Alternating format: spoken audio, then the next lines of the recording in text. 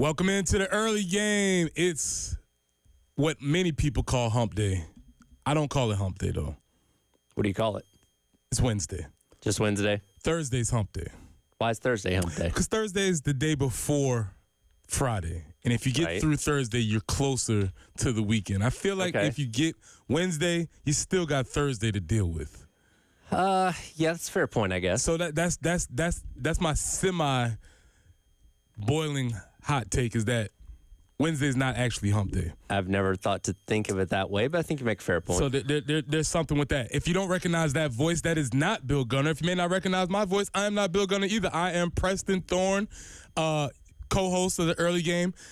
Strangely enough, the portal opened. Yes, it did on Monday, officially. On Monday.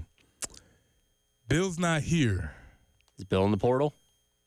We cannot confirm nor deny whether or not Bill is in the portal, but I will just say it seems to be suspicious timing that once the portal opened, Bill is mysteriously not here.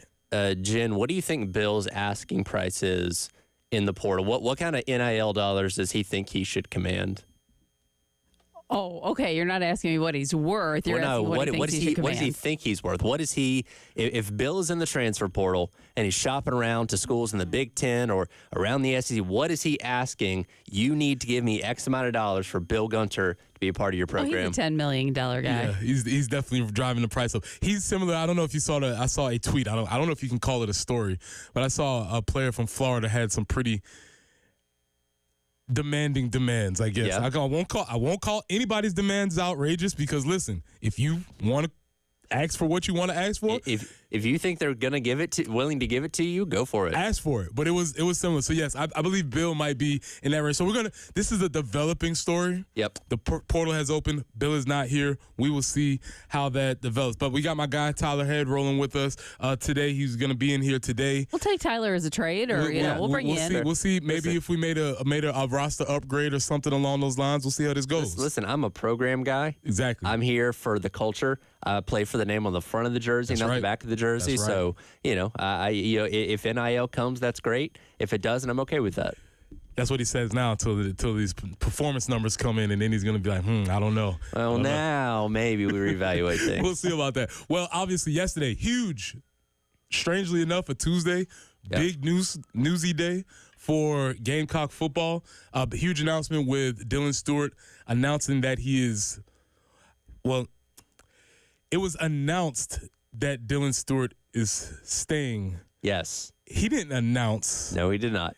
He didn't post, but it was announced or confirmed. This is a whole new world, and we're trying to figure out what are we doing here? It is, and I've seen this a lot in the past couple of days, more so than in the past couple of years, where you see like Dylan Raiola, at Nebraska. They've signed a new deal with insert collective here. Obviously, in South Carolina's case, it would be the Garnet Trust to stay for another year. And that seems to be rubbing people the wrong way, that the signed a new deal way to put it. And again, don't hate the player, hate the game. That's where we're at right now. Right. If you want to retain this top talent, I go back to, really late September when we saw, okay, Dylan Stewart is as advertised. He is that dude. He's somebody that's can potentially be a first-round pick here in a couple years. We said back then, you better start putting together your plan for how to keep this guy around, because I guarantee you his ability to retain that. And again, the number figure is out there if you want to go and find it. I'm not going to throw out the specifics, but it's in the seven figures. And that's probably what most of us thought it was going to take to retain him.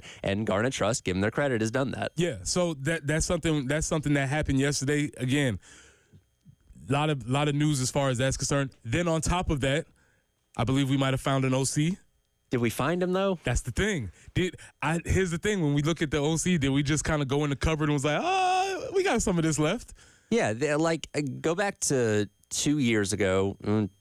2 years ago now, when the Dow Loggins hire was being made, there's all the speculation, right? Okay, Mark Satterfield's gone to Nebraska, much to the enjoyment of everybody around here.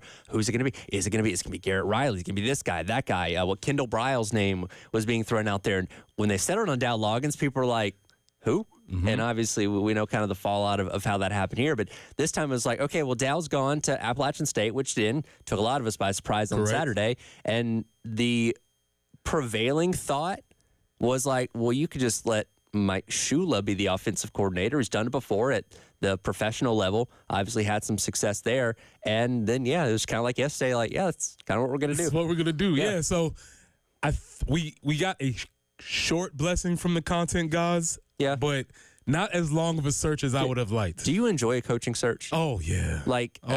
Go back to the summertime after Kingston had been fired. Oh, it was this guy and that guy, and the Maneri thing came out of nowhere, and all of a sudden, hey, we've hired a former College World Series winning head coach. Love a good coaching search. That was a good week worth of content. Yes, and as you know, and as most of y'all listening, thank you for tuning in for us.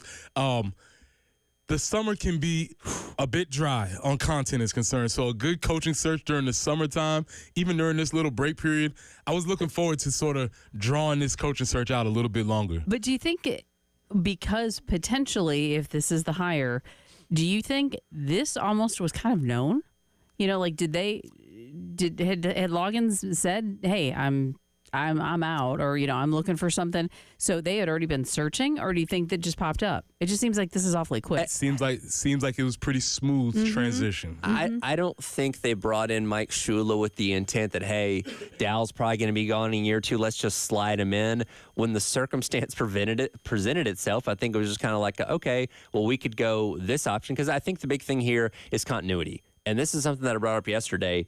Going into year number 5 under Shane Beamer, you are still once again going to have either a new quarterback or a new offensive coordinator. We've never had both of those things stay the same in back-to-back years. And once again, we're going to be going with seemingly Mike Shula as the offensive coordinator. The difference here is, compared to Satterfield, who obviously was coming in brand new, and then Dow Loggins coming in brand new 2 years ago, at least Shula had previously been on the staff. He'd been ingrained in this offense, been working with Lenore Sellers. So while it is still a new guy calling the plays, it's not completely new of somebody that wasn't anywhere near this program in the past year. Right. And last but not least, we got to talk about the new potential college coach who's begging, pleading, campaigning. I'm not sure exactly how we're going to frame this. There's a lot of ways you can put this. First, do you want to see this happen? Do you want to see Bill Belichick coaching college football? I think that's a loaded question.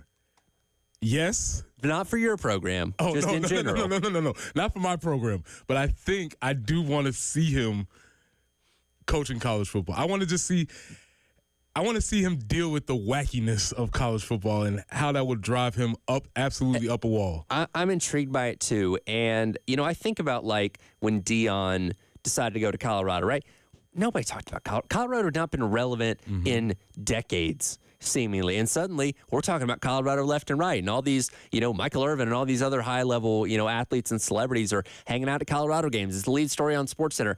I'm intrigued to see just how relevant North Carolina football can become, because, again, it's second fiddle to basketball. We've known that for a very long time. They're not shy about it. And, do they have the resources that football could be good? Sure, but they don't allocate the funds there. But if Bill Belichick goes there, would they be willing to say, all right, we're going to invest in this. We're going to make sure football is a top priority, not bigger than basketball, but up there with basketball to some degree. And then are we going to be talking about North Carolina football left and right because of Bill Belichick? I'd be intrigued by that. I think that's the best word, is intrigued. So we got a lot of news stuff that happened on a random Tuesday in the middle of December yesterday, strangely enough. So we'll have a lot that we need to talk to. But before we get started, let's go out to our guy, Gamecock Larry, checking in. Gamecock Larry, how you doing this morning, sir? I'm doing okay. I just want to say a little bit about the nurses on the 4th floor and the 9th floor in Lexington Medical Center on your way to work.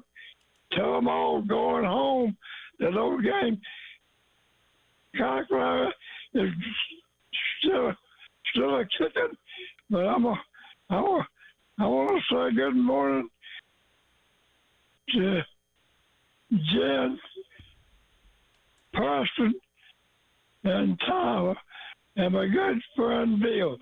Bill ain't going nowhere.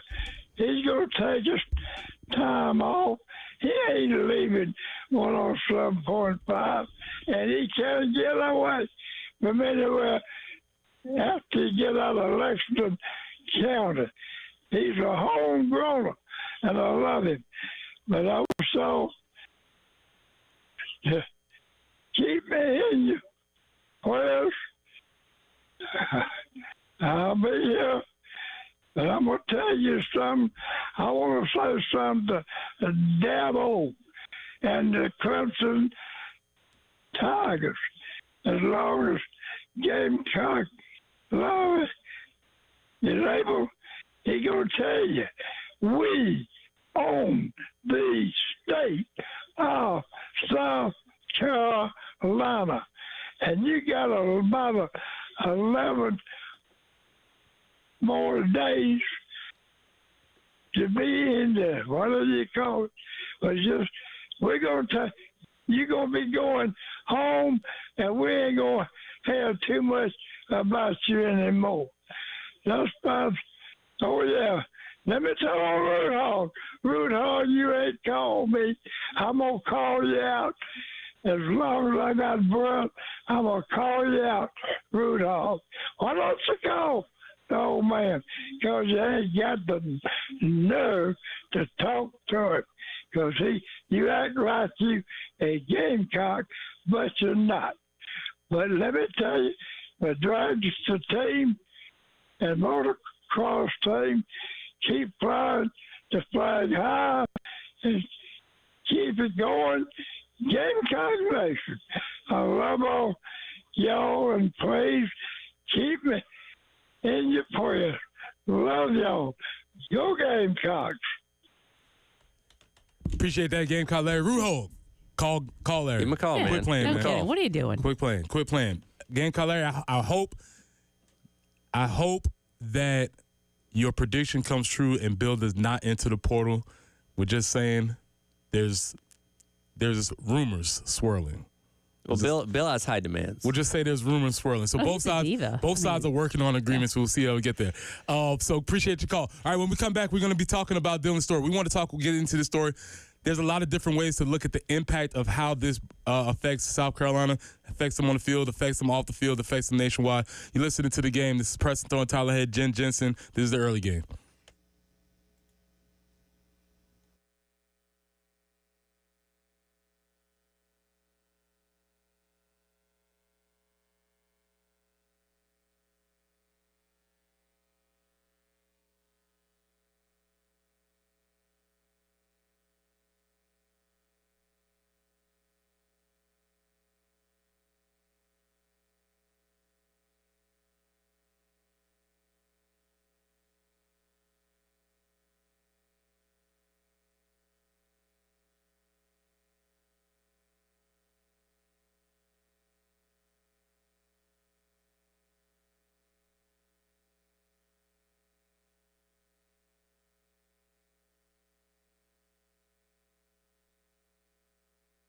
Preston here for our friends at Absolute Glass, the premier glass company of the Midlands, offering auto, home, and business glass repair.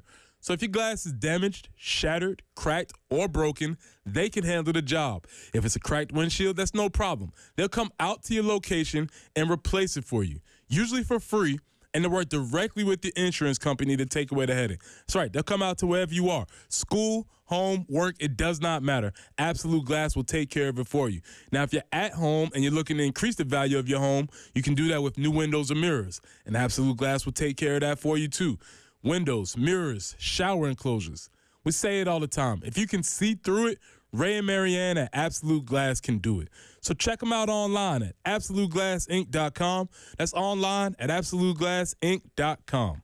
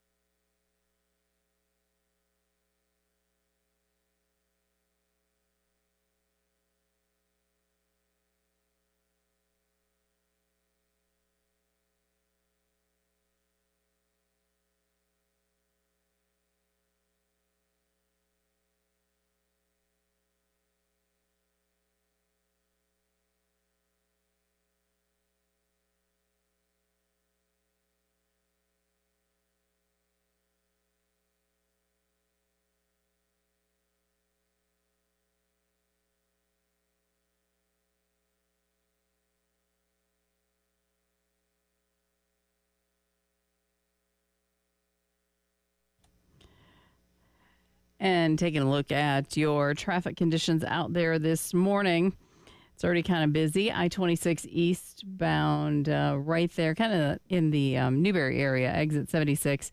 2 lanes are blocked. A little closer to Columbia, I-26 westbound between exits 97 and 91. The left lane is blocked. I-20 westbound at Highway 378, we have a report of an accident there. And I-20 eastbound at I-20, also an accident. As far as forecast goes, this morning is when we'll see some potentially gusty winds, some heavy rain.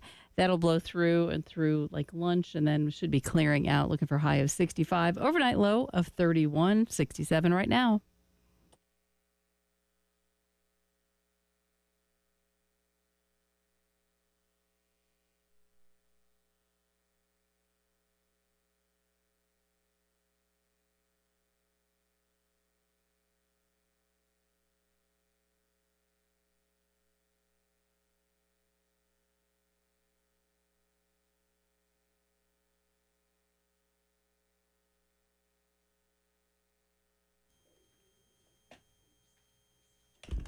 Welcome back into the early game. Preston Thorne, Tyler Head, Jen Jensen. The portal opened on Monday, and mysteriously, Bill's not here today. So we're keeping an eye on a possibly developing situation. He's going.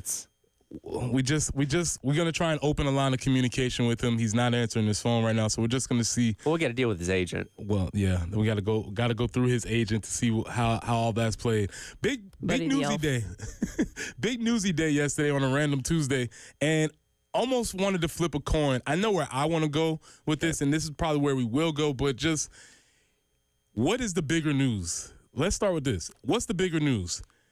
Team retaining a key piece of a record-breaking defense, or team retaining a coach who was part of a emerging offense? If we're just doing blind resumes here. Yeah, I definitely would go with retaining a key piece of a historic defense. Okay. Look, regardless of, who they end up going with, somebody was going to call plays next year, and good or bad, somebody was going to do it. Dylan Stewart is a rare talent that not every team has, and retaining him, which, again, there was never any threat that he was going to leave or any indication that, hey, he's kind of looking hard at Ohio State or something like that. They just put the deal together to confirm that, yes, he is returning for next year. Well, here's the thing.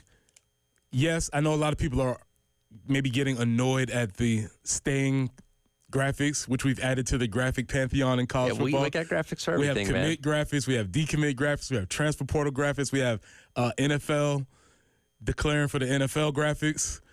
My favorite graphic is when a recruit narrows it down to like 20 schools. I forgot the top 20 you've graphic. got literally the entire eastern seaboard of schools in one graphic. And I'm like, you didn't really narrow it down that much, man. We narrowed it down to his top 20.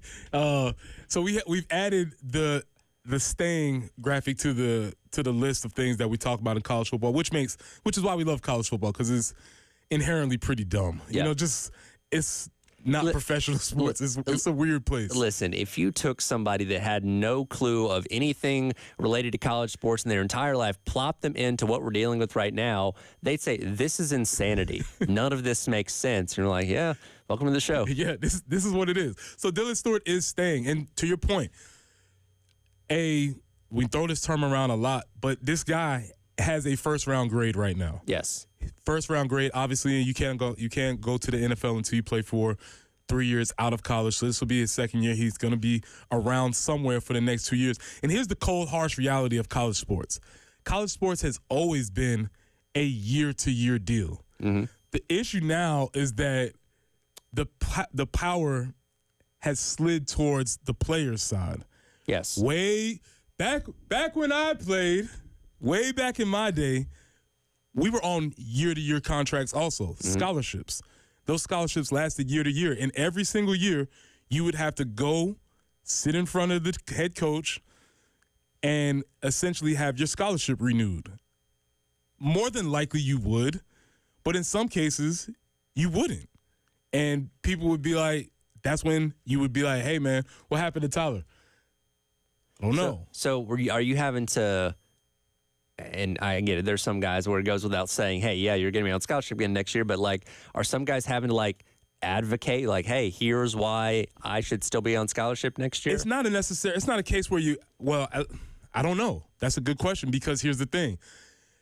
We're not sharing amongst ourselves this scholarship renewal conversation, because there's still a lot of, bravado, like, I'm back next year, Yeah. But that was always sort of the unspoken thing, is that it was always a year-to-year business. So this now, when we get into this conversation of, I don't want to be going through this every year. Well, the reality is that players have always been going through this every year-to-year basis. Again, majority of players did not have to worry about that. There were always fringe guys who would not have their scholarships renewed. The power has slid more towards the players now.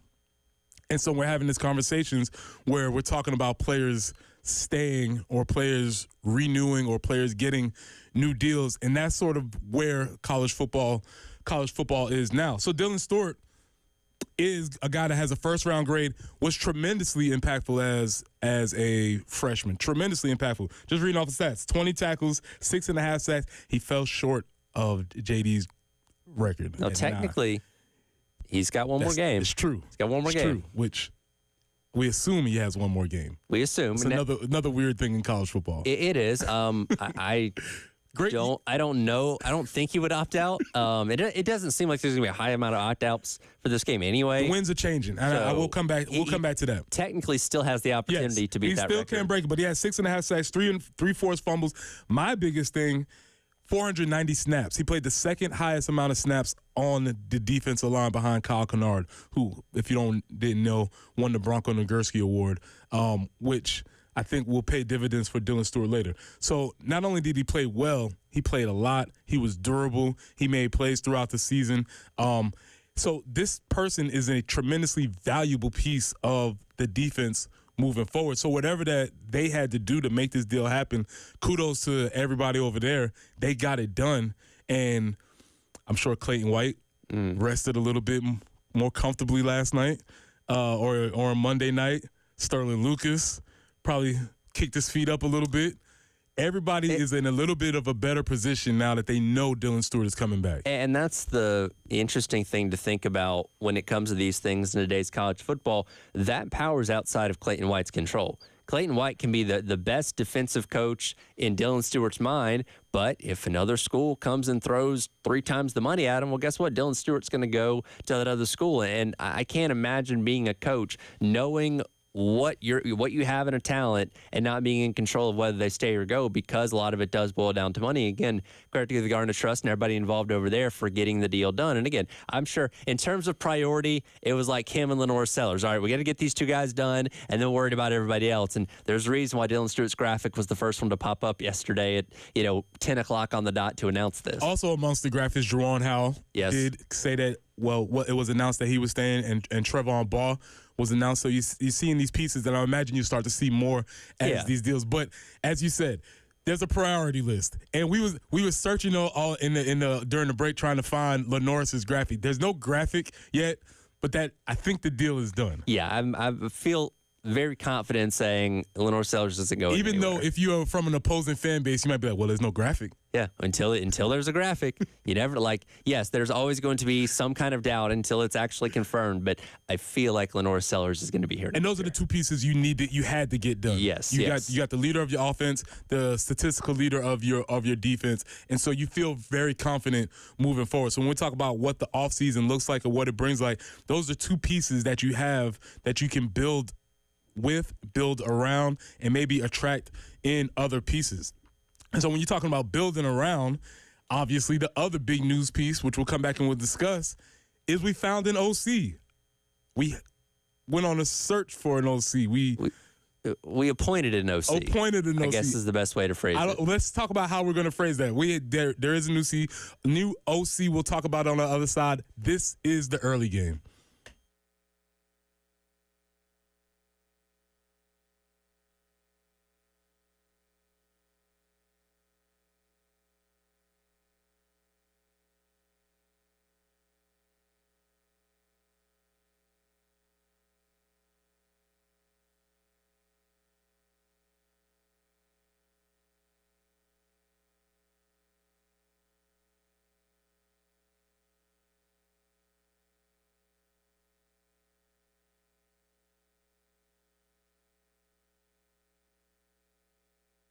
You know, they say perfection is a journey, and our journey that led us to Carolina Stone Craftsman just outside Columbia in Chapin. With the renovation in an upstairs bathroom, needed a countertop. Had a great experience with them. It was so great. We decided to do it again as we redid a master bathroom. Just got that installed last week, and we could not be more thrilled. They were great about explaining the different types of marble and the granite. They definitely have a commitment to everything being affordable. They sculpted everything as they always do with the highest craftsmanship and delivered beautifully. And I'm telling you, lots of choices, lots of explanations. Every step of the process was absolutely fantastic. And once the installation was complete, cleaned up like they were never there. I'm telling you, if you're in the market for countertops for your kitchen or bath, I do encourage you to reach out to Carolina Stone Craftsman and tell them Jen Jensen sent you. Family owned and operated Carolina Stone Craftsman, just beyond Columbia in Chapin and beyond your expectations, carolinastonecraftsman.com.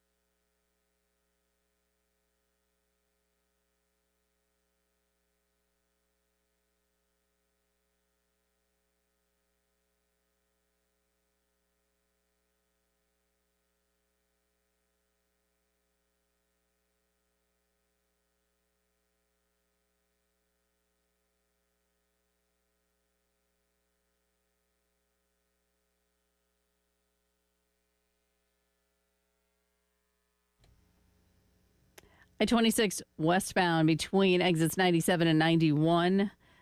We do have a report of an accident there where the left lane is currently blocked. So do stay right as you're heading out of Columbia I-26 westbound.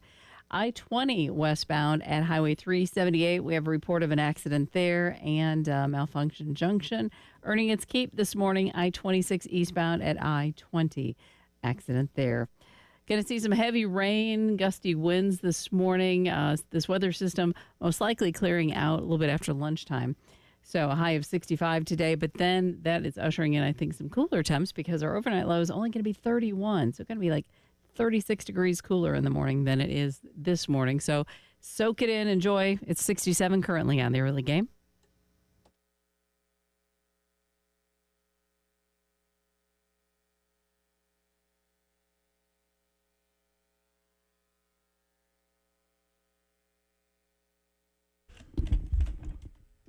Welcome back into the early game. Preston Thorne, Tyler Head, Jen Jensen. We are, strangely enough, breaking down a pretty heavy news day from yesterday.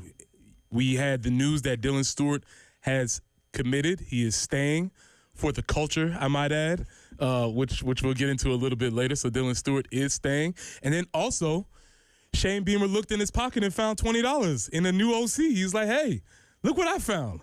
We got an OC here. And a stick of gum. Yeah, look at this. You know, I think about how crazy the month of December is already in general for college football, especially head coaches. I imagine that there was probably a lot of like stress alleviated, like, okay, I don't have to go out there and now search for a new offensive coordinator. In addition to everything else that's going on, oh, by the way, we have a bowl game coming up in 3 weeks. You know what, Shula, let's just do this. Yeah, it felt like it was, as Jen said earlier in the opening statement, it felt like there was a pretty smooth transition as far as this naming. There was a rumblings about what the role was of Mike Shula during this time period. And when he came in, he sort of came in, and as I was reading what Mike was saying, his goal was to be an extension of Dow Loggins. And so if you watch the games, and I know y'all watch the games from the press conference, from the press box up. Yep. And so you can sort of see on high, I'm sure when you was watching the games, when the Norris came off the field, his probably first stop was to Mike Shula. Yeah, because Dow Loggins is up in the press box calling plays, like right next to us. So Mike Shula was the one on the sidelines again. And, you know, Dow Loggins is in the headset and stuff like that. But Mike Shula is the one on the sidelines giving him the one-on-one coaching in between drives. Right. So he was an extension of what he was like, hey, tell Lenoris this. But also at the same time, Mike was the one that was looking Lenoris in the eye, getting a gauge for how he was feeling, or even reporting back to Dow Loggins as far as the temperament and as far as the feeling of how Lenoris was doing throughout games. So if you're a fan, I think that means that, A, we know our quarterback has come back because there's been that announcement made, but B, you have somebody who is comfortable, who the quarterback is comfortable with and is comfortable coaching this new player.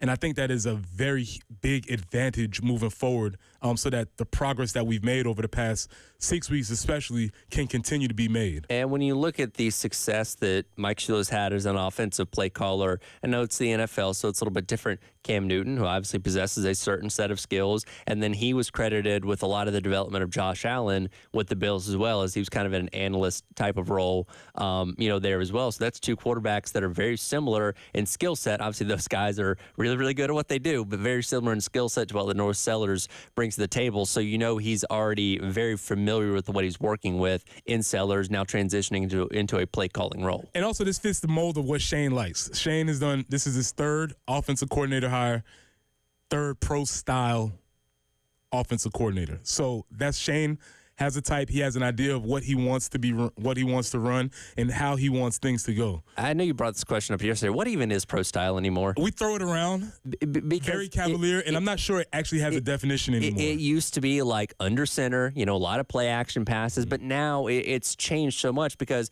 the NFL, in the past decade or so, has really adapted to what college has become. It used to be, hey, if you want to go to the NFL, you got to go to a Stanford, you got to go to a Georgia, these places that run these pro-style offenses, so you'll have the opportunity to go play at the next level. Well, now the NFL's like, well, hey, all these colleges are running these different types of offenses. Why don't we just adapt to what they're doing? And that's obviously opened it up to having Kyler Murrays and guys like that have the ability to play at the next level where years and years ago they wouldn't have. So this term pro-style to me is very... antiquated, is that the right word? Because a good word. It means something different than it used to. We still throw it around, but it is a solid word, because not sure if it is this. And you can maybe even point directly to Mike Shula and his time with Cam Newton and with the Panthers. And as I go back to that time, the buzz was, will Cam Newton be able to run a pro offense? Will he be able to be successful in the NFL? Will he be able to make the throws in the... again, I don't know if what was that 2010? What year was Cam Newton drafted? You know what? 2011 was the draft. It was the draft. Yeah. All you gotta do is look at the 2011 draft. It's the most ridiculous thing ever. The Sports Illustrated cover, whereas who's gonna be number one? Cam Newton, Blake Gabbard, Jake Locker. Was that the other one? And there was a huge discussion about. Oh, I just don't know if Cam's gonna be able to do it. The pro style offense.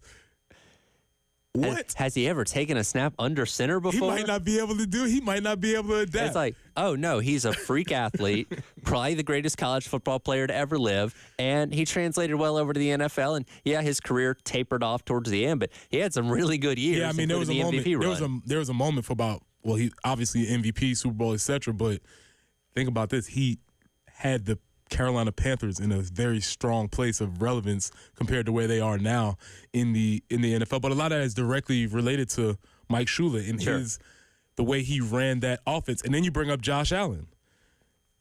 I will go on the record right now. Lenora Sellers easily is a better passer now than Josh Allen was in college. Sure. And he's on his way. If the skill set continues to develop, he will be a better passer than Josh Allen. Now, the real interesting question is, will he be a bigger, better, stronger runner than Josh Allen? I don't know if that's possible because Josh Allen does to NFL teams what Lenora Sellers did to Clemson. Right. But Josh Allen does that on a weekly basis in the NFL. Like, people cannot tackle him because he's just too big and strong. I say all that to say Mike Shula has experience dealing with quarterbacks with this specific skill set. Yeah, and again, that makes kind of the transition easy because it's something that he's worked with before and obviously, done it at the highest level. I'm interested to hear if he makes as many NFL references as Dow Loggins did during his press conferences because that kind of came almost a running joke for a while, which you heard in his presser the other day at App State. He made the Bill Parcells reference because one thing I noticed as time went on is that Dow went from like name dropping people to just being very generic in the NFL. It wasn't like, hey, when I was working with Jay Cutler or when I was working with, Ryan Tannehill or whoever it may be, it just became in the NFL. But now that he's back in a new place at Boone, it's like, okay, well, now Bill Parcells said this, or here's what happened when I was working with Adam Gase. The cycle kind of starts over again. You read my mind, and we weren't able to get to the clip on the day when he dropped. But yes, he did very specifically name Bill Parcells as his like he had to get one last one out the door before he left. Which for a new crop of media folks, like, hey, Bill Parcells, man, that's one of the greatest coaches of all time. I'm sure he got a nice little buzz in the room about that. Yeah, the folks from App State are not aware of Dow's tricks that he runs. Well, Bill Parcells is a great coach, great in the NFL. Yep. Do you think Bill Parcells ever dreamed of coming back to coach college? After his success in the NFL, probably not. Well, that's funny you say that because there's another great coach who seems to be campaigning for a spot, and I want to give him the benefit of doubt of saying campaigning because it's almost getting towards begging, and I would never put that on such a highly esteemed coach, but he's doing a lot. So when we come back, we want to get a vibe check on how do we feel about arguably the GOAT, maybe, campaigning for a spot at a college campus. If you're not aware, Bill Belichick has been making the rounds talking about wanting to coach at the University of North Carolina. When we come back, we'll discuss, we'll get a little vibe check on that. This is the early game.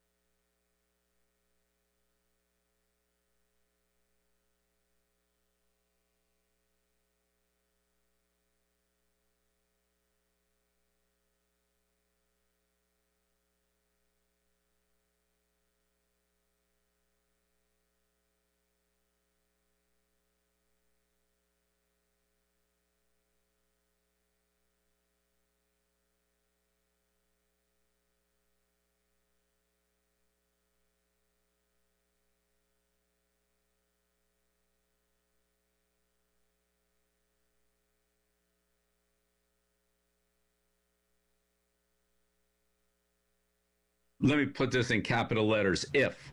Yeah. I-F. Got it. If I was in a college program, the college program would be a pipeline to the NFL for the players that had the ability to play in the NFL. It would be a professional program, training, nutrition, scheme, coaching, techniques that would transfer to the NFL. It would be an NFL program at a college level and an education that would get the players ready for their career after football, whether that was the end of their college career or at the end of their pro career. But it would be, geared toward, developing the player, time management, discipline, structure, and all that. That would be life skills, regardless of whether they're in the NFL or in somewhere in business. And I feel very confident that I have the contacts in the National Football League to pave the way for those players that would have the ability to have the opportunity to compete in the National Football League. Whether they're good enough or not, I don't know, but they would be ready for it. I don't have any doubt about that.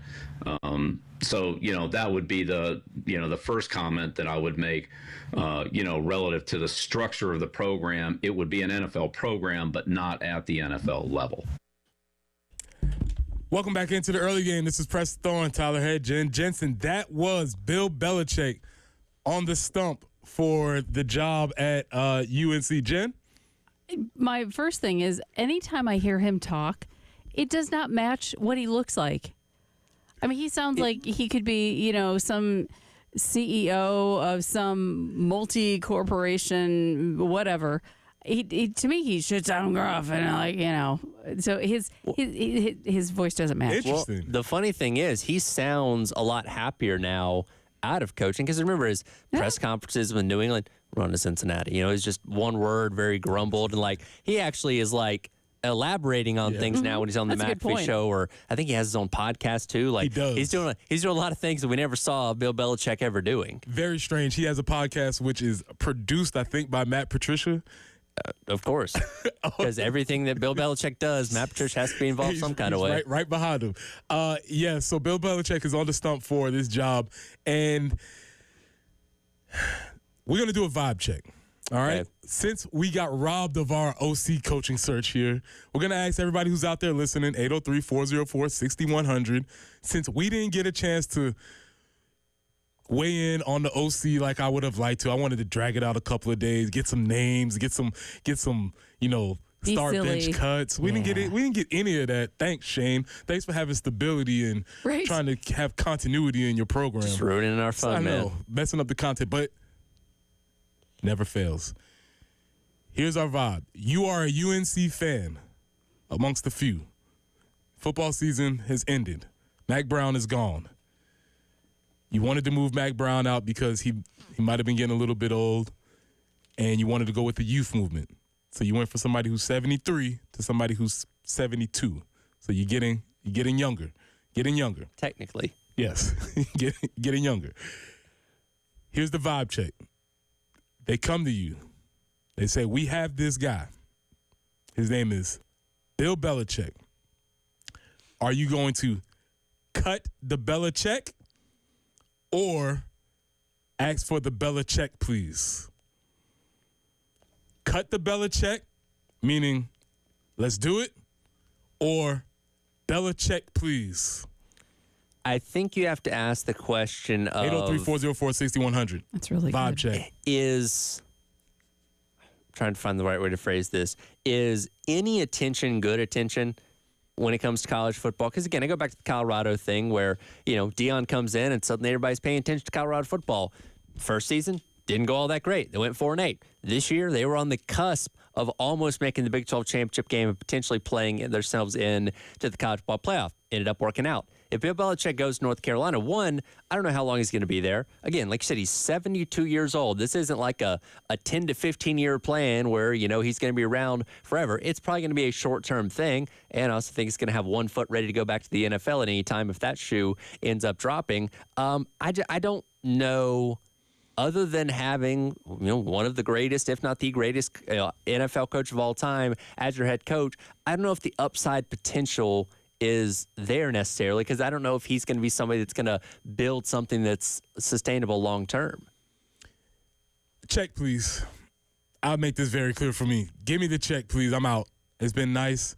I appreciate you. You are the GOAT, I would say, especially of modern era football. Respect everything you did, but this is not for you. And I would be very hesitant if I was a fan, booster, supporter of the University of North Carolina to bring this person into our orbit, because I don't know if it's worth the trade-off, as you said. I also think, and he supposedly has this 400-page Bible that lays out his grand plan for how this would end up working that he's apparently presented to folks down there at UNC. North Carolina is one of those schools, much like Texas, that has a lot of people that have a say in what goes on. Famously, Bill Belichick in New England, and give credit to Robert Kraft, regardless of what you think about him as a person and his off-the-field stuff, he got out of Bill Belichick's way. He knew to be successful, let Bill do whatever Bill's going to do, and we're going to win Super Bowls, we're going to win, AFC championships, all this kind of stuff, and they're good about that.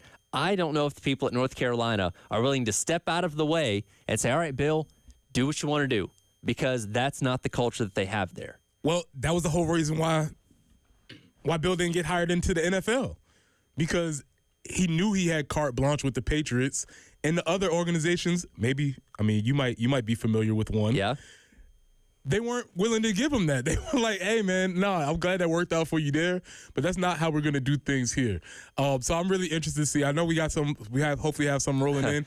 Cut the Belichick or Belichick, please. What we got, Tyler? I'm getting a lot of cut the Belichick. Ooh. I'm not seeing too many people that are siding with, let's bring him in and see what happens. Well, again, how long is he going to work? Like, okay, is he in there for 2-3 years and he's out?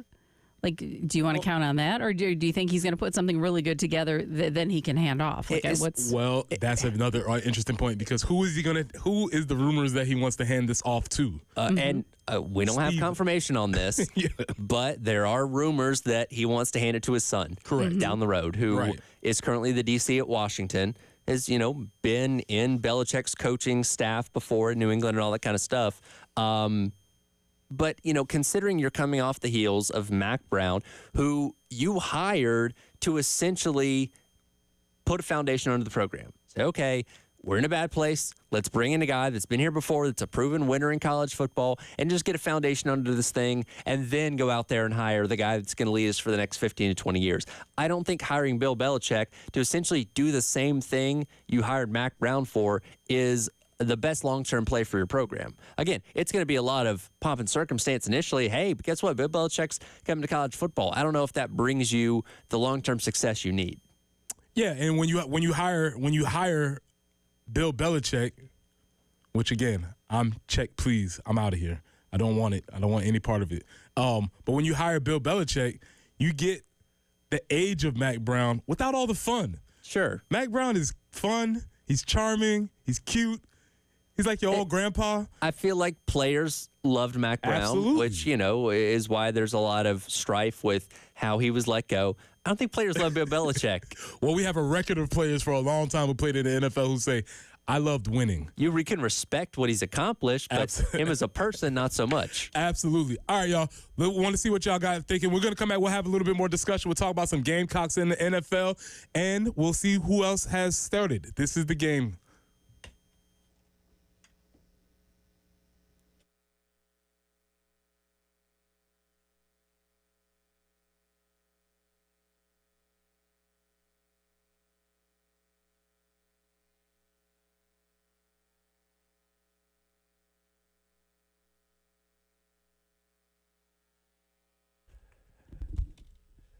Listen, y'all, there's still time. We are still going to be having the Lawyer Lisa contest. Yes, it's carrying over. Now, as far as the amount of money is concerned, we are not sure, but it's still going through to the Cheez-Its Citrus Bowl. You can still win $1,200. It says here. Is that confirmed? $1,200. That is confirmed. Okay. Could they add an extra 100 later on? Maybe, but for now, $1,200. Possibly. So for the Lawyer Lisa Special Teams Touchdown Contest, go to 1075thegame.com. Again, that is going forward into the Citrus Bowl. We are continuing that. Even though it didn't happen all year, there's still one more opportunity for you to cash in. So make sure you go and register. Lawyer Lisa Special Team Contest, 1075thegame.com.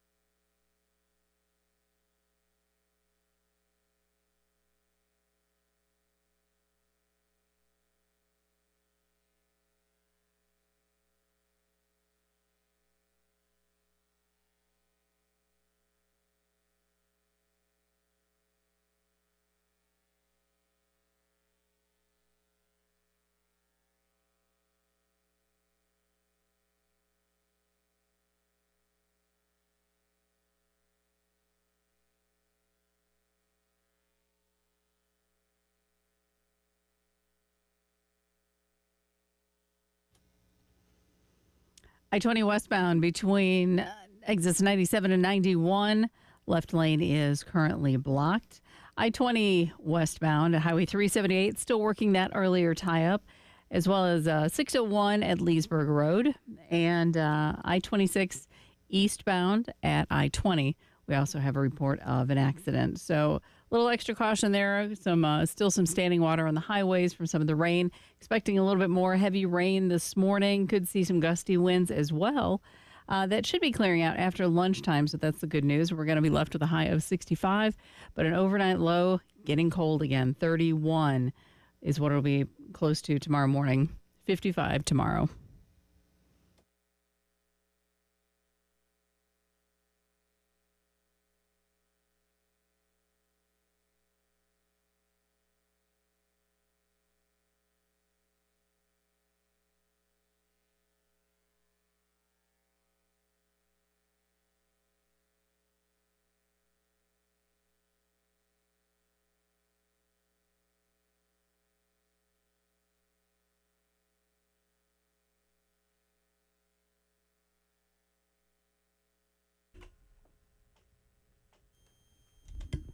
Welcome into the early game. It's Preston Thorne, Jen Jensen, and Tyler Head is in with us this morning.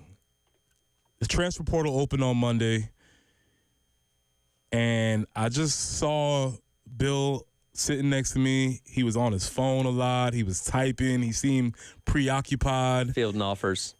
I won't go that far. I won't go that far to say that, but I will say that he's mysteriously not here today. And I'm just wondering, we haven't seen Bill hasn't put up a graphic yet. No, 107.5 The Game is not confirmed that Bill has agreed to a new deal to come back for another year. Mm-hmm. So maybe he's in the portal. We don't know. We haven't seen his name officially turn up in the portal yet, so we're just trying to field some things here. Is it wrong that I was kind of putting his name out there a little bit more for somebody else to take him? You were sending his highlight tape. Yes. To recruiters. It's gone all over the place. Anybody looking for something? I got somebody. Yeah, right. Got a guy. I know a guy. I know a guy, and you know what? He I don't know how much he eats, but I mean, his clothing size it's pretty small, so like does Yeah. It's maybe his clothes are a little less expensive, a little less fabric. So we're keeping an eye on that. It might be a developing breaking story here. We'll see how that goes. But yesterday, Tuesday, big news day. Dylan Stewart has decided to stay. We'll get back to that here in a second. An OC was hired in Mike Shula. Continuity as far as the staff is concerned. But we left the last segment at the end of the 6 o'clock talking about Bill Belichick. Yes. Bill Belichick has been talking, campaigning, making it very well known that he is open, or maybe even more so than that, wants to take the job at the University of North Carolina. My question I asked was, how do you feel? Are we for this? Cut the check, give him what he wants, or are we against this? Check, please. Let me get out of here. I've yet to see anybody that wants to cut the check to Bill Belichick and bring him in. I think everybody's on the cut the bill at this point. Nameless Texter says no experience recruiting, no experience in college, and is he really going to be able to connect with 18 to 21-year-old men? And that's a big thing for me because we see this a lot of times when guys go from college to the NFL. Spurrier, Nick Saban, obviously the Urban Meyer experiment in Jacksonville a couple years ago. There are guys. I forgot about that. There are guys that are really good at having that control over, again, 18 to 21-year-olds, which, again, is a little more tilted in the favor of the student athletes now, but still, the head coach has a lot of control over those guys. You get the NFL, a lot of cases, those guys are making more money than you. And you can't rein them in the same way, and that's why you see a lot of those guys not be able to have success at the next level. So the reverse can also be true, where you're used to dealing with high-level, high-dollar athletes that you have to talk to a certain way and you have to deal with a certain way. Now you're dealing with 18 to 21-year-olds, and look, I'm sure, the Drake Mays and stuff commanded some pretty nice NIL money, but they're not exactly a bunch of multimillionaires on the North Carolina football roster. That could change, obviously, but again, Bill Belichick being 72 years old doesn't exactly relate with these kind of guys. And again, the pedigree itself can go a long way, but still, when it comes to recruiting, when it comes to sitting down in the home of these kids and their parents, selling them on the idea of what your program is going to be and developing them as student athletes, I don't know if he can do that. Yeah, he does. Well, he doesn't have the skill set to do it. That'd be something brand new for him to be able to do and being able to accomplish. And I think we were hitting on the last segment. You see the players that played for him, they have a lot of respect for him. Yes. I don't know if any of them would say that they enjoyed playing for him. And when you went to the Patriots in the NFL, typically until those last couple of years, you said, you know what? If I'm here for 3 years, I'm probably going to win a Super Bowl at some period of time. If you're going to the new Bill Belichick North Carolina Tar Heels, there's no guarantee you're going to play for a national championship. There's no guarantee you're going to be in the college football playoff because there's no precedent set for that beforehand. You're getting to play for one of the best NFL coaches of all time, but if you don't like the way he treats you, guess what? At the end of 1 year, you say, I'm going to go somewhere else. Yeah, and in the NFL, Bill had all of that power. Yes. He did use it indiscriminately. He would cut anybody. Yeah. You knew you were possibly getting cut, and Patriots were known for signing very thrifty deals. They were known for being very much on the margin as far as how they treated their players. So this was known when you went to the Patriots. That's not something that sounds very conducive to an 18 to 21-year-old who was going to be taking that, who's going to be committing the next 3 years, as they always say, yeah. the next 3 to 4 years of their life. Jen, I want to play that clip again. It was clip number 7 from yesterday with Bill Belichick, because I think this is really interesting hearing him talk about how he would approach college football. Let me put this in capital letters. If. Yeah. I-F. If I was in a college program, the college program would be a pipeline to the NFL for the players that had the ability to play in the NFL. It would be a professional program, training, nutrition, scheme, coaching, techniques that would transfer to the NFL. It would be an NFL program at a college level and an education that would get the players ready for their career after football, whether that was the end of their college career or at the end of their pro career. But it would be, geared toward developing the player, time management, discipline, structure, and all that would be life skills, regardless of whether they're in the NFL or in somewhere in business. And I feel very confident that I have the contacts in the National Football League to pave the way for those players that would have the ability to have the opportunity to compete in the National Football League. Whether they're good enough or not, I don't know, but they would be ready for it. I don't have any doubt about that.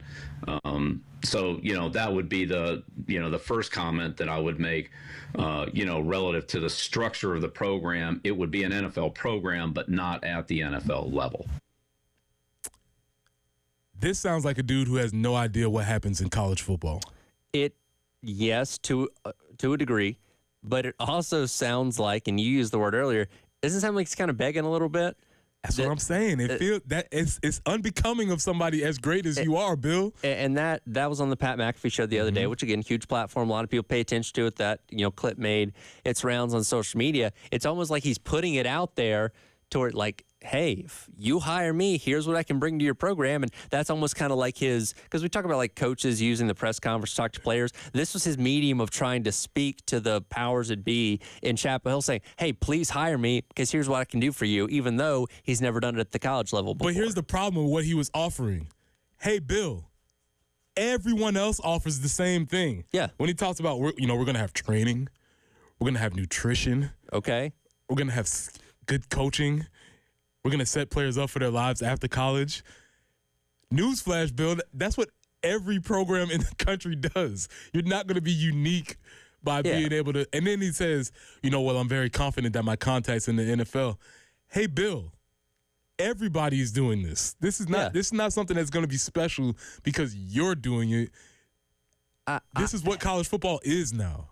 I wonder if he was hired at North Carolina, if he approaches this as if he is doing a favor to the game of college football. Yes, he is. Like, hey, I'm the greatest NFL coach of all time. I need 2 hands to hold on my Super Bowl rings. You should be lucky that I'm at this level of football, and you should bow to me because of that. That's exactly the way he sounded. When he says, it would be a professional program, just not on a professional level. Well, Bill, everywhere is doing that. Just looking at this, and I wrote this down, being a pipeline to the NFL. Right now, and this is based on my scatterbrain count, Alabama has 60 players in the NFL. Yeah, sounds about right. Georgia has 46 players in the NFL. Yep. South Carolina has 26 players in the NFL. North Carolina has 17. So you are very far away from the programs who are already doing what you plan on doing. Now, you might end up doing that, but then this is where Jen's point comes up. Are you going to have enough time? Because those 60 players were built over time that it took a while for Saban to get that machine going. Does Belichick have this much time? No. I don't think so. Do you recruit them, and are the kids going to come knowing he's probably a short timer? Like, that's the other part. We talked about that, like with Spurrier or whatever, you know? Well, and that's the easier recruiting pitch for anybody going against. It's like, for one, he's 72 years old, but two, who's to say he's not going to go back to the NFL again? Because, again, he wanted to have an NFL job this year. He was interviewed by the Falcons. He wanted the Commanders job. The Jaguars job is probably going to be open. The Raiders job is probably going to be open. The Bears job is already open. You know what I mean? Like, who's to say? And, let's say you hire him this cycle. He's the coach of North Carolina in 2025, and then the Cowboy job becomes open for 2026. Who's to say he doesn't jump on that and go back to the NFL? So you don't know how long he's going to be around your program in general anyway, which is going to be something that's going to be used against him when it comes to recruiting. And I don't have the right number in front of me, but he's very close to breaking the all-time record for wins in the NFL. It's within a season's grasp for sure. Let me see and here. So he wants that. And he's not gonna be like, well, I've made a commitment to the University in North Carolina. I don't want to go down in the record books as the NFL's greatest head coach by all-time wins. That's not something that I'm very interested in. Of course not. That's something that he wants to do. So it doesn't feel like this is a good idea. I don't know whether this has been more promoted by his PR people. How close is he? He is 26 wins away from being number one. Don Shula has 328. George Halas has 318. So he can pass Halas.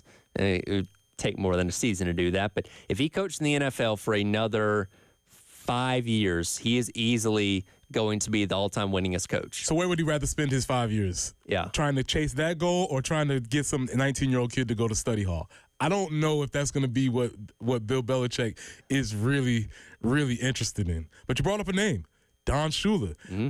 For the kids out there, you may not know, we hired a new offensive coordinator. His name is Mike Shula. He had it in his statement where he was saying when he was coaching, he was like, people were asking him, you know who his dad is? And the players were like, nah, man. Yeah. Who's that?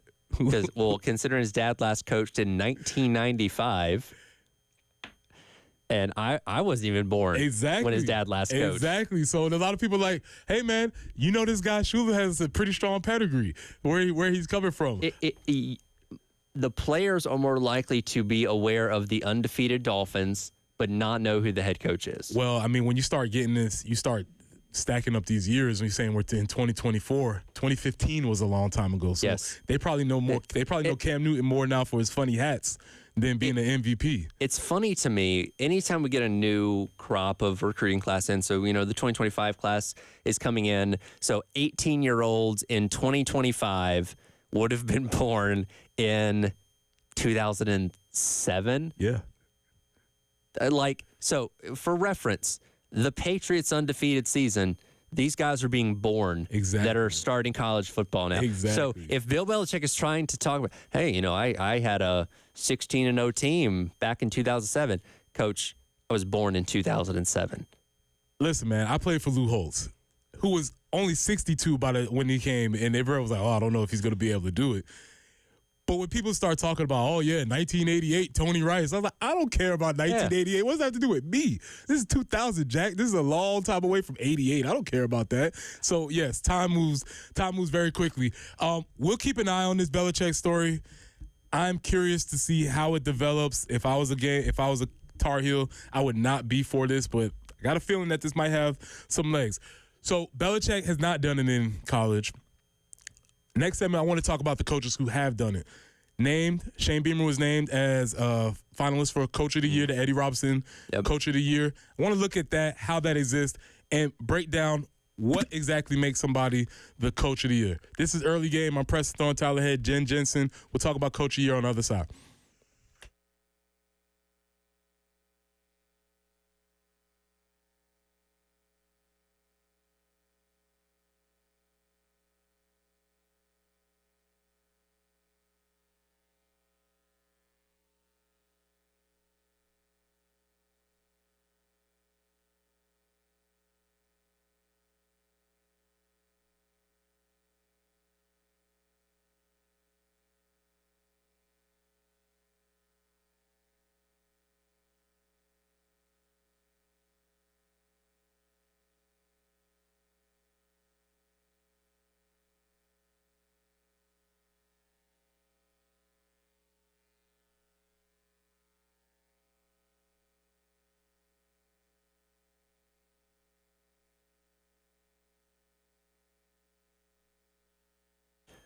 Oh, there's so many great ways to experience the game. You can obviously listen to us on your traditional radio. You can also watch us on the Game TV, sponsored by Shepherd's Glass and powered by our friends over at Integrated Media. All you got to do is go online to YouTube and search the Game TV, subscribe to us, hit the bell icon to stay notified anytime we are live, and watch us all day long from 6 a.m. to 6 p.m. for all of our shows here on the Game. There's also the 107.5 The Game app. Just go to the Google Play Store or the iTunes store and give us a download and take us with you wherever you go. There's so many great options for listening to the game. Obviously, 107.5 The Game here in Columbia, 100.5 The Game in Florence, 100.3 The Game in Myrtle Beach as well. We simply make it impossible not to listen. Check us out, 107.5 The Game.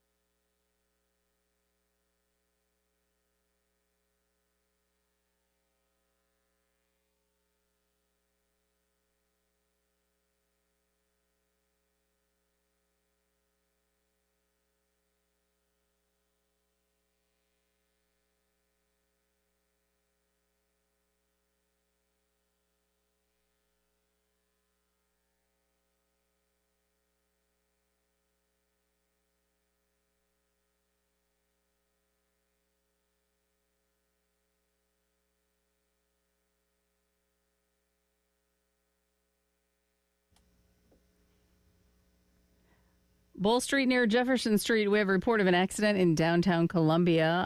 Still a slowdown on I-26 westbound between Broad River Road and basically Columbia Avenue. So between exits 97 and 91 on I-26 westbound, the left lane is blocked. Still working Highway 601 at Leesburg. So be careful out there. Highways might be a little bit wet. Heavy rain, gusty winds are expected this morning and really through lunch. A high of 65 should be clearing out.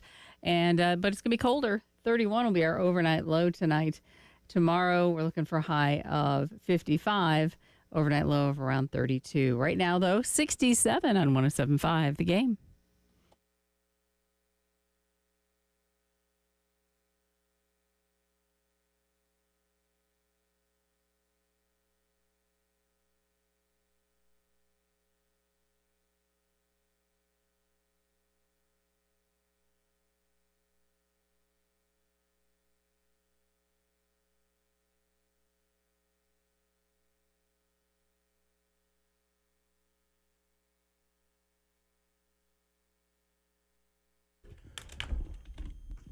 Welcome back into the early game. Preston Thorne, Tyler Head, Jen Jensen. We are continuing our discussion about college coaches. We talked about a former pro coach, the GOAT, wanting to come back and coach college, and Bill Belichick and UNC. We'll get back to that maybe a little bit later during the 8 o'clock hour if you hadn't heard that. But now I want to talk about the coaches who have done well this year. Yep. And Tyler, I want to put you to the test a little bit. Okay. All right, I want to put you to the test.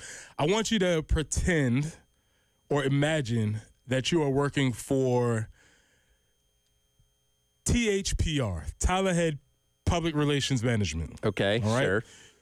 I'm going to give you a list of coaches who are the finalists for the Eddie Robinson Coach of the Year Award. If you don't know who Eddie Robinson is, he was the legendary Hall of Fame coach from Grambling University, all-timer as far as coaches are concerned. So if you want to check on that, I believe Grambling beat Southern this past weekend, which, by the way, speaking of black colleges, Chennis Berry was named the HBCU Plus Coach of the Year, again, with South Carolina State. He's doing an amazing job. And Eric Phoenix was named the Player of the Year in the MEAC. So Celebration Bowl this weekend. Celebration Bowl coming up this weekend. We'll probably have some more discussion about that on Thursday or Friday. But Eddie Robinson is the namesake of this award. So I want you to put your PR hat on. Okay. Now, these are in alphabetical order, so I don't want anybody to think that I'm being biased. All right. Okay?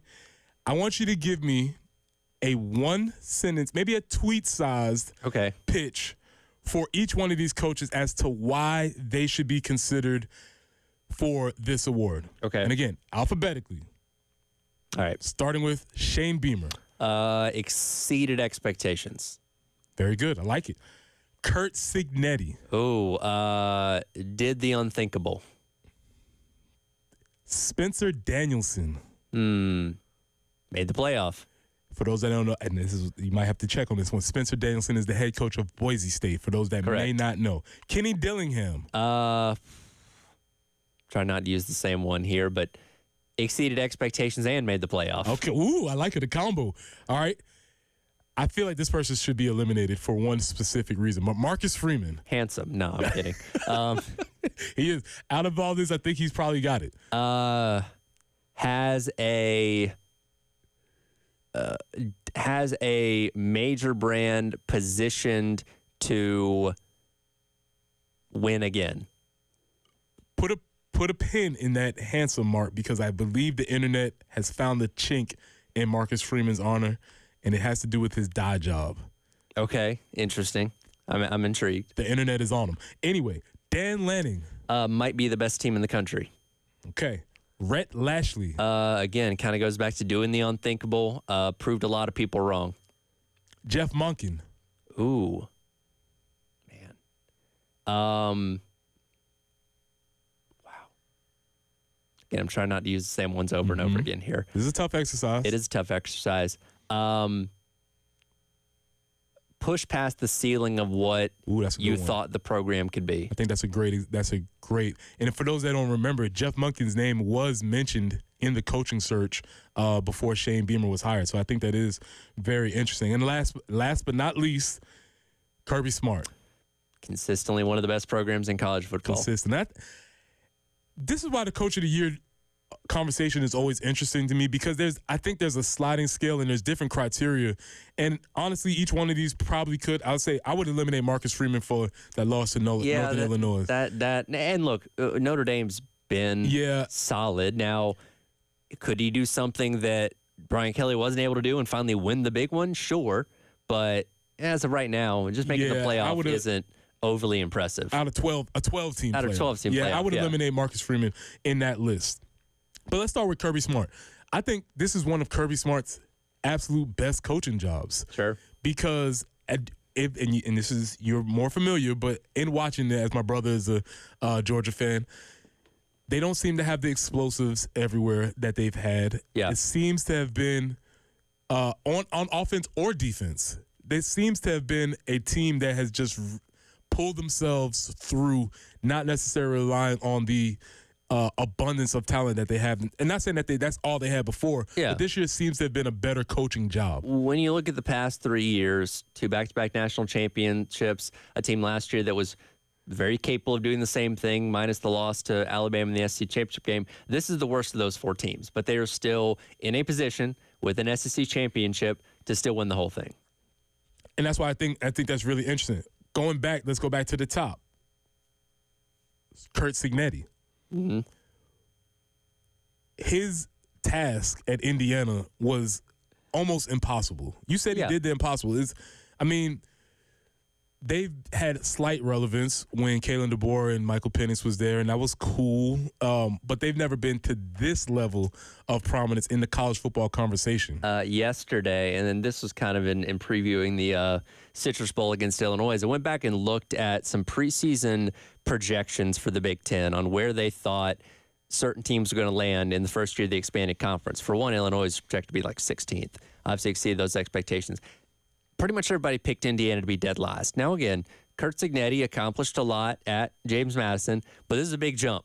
Coming into the Big Ten and trying to keep afloat in that conference with a program that doesn't have a history of doing that very well, there was no way Curt Cignetti was going to be able to do that, regardless of how light the schedule was. And look, 11-1, they're in the playoff.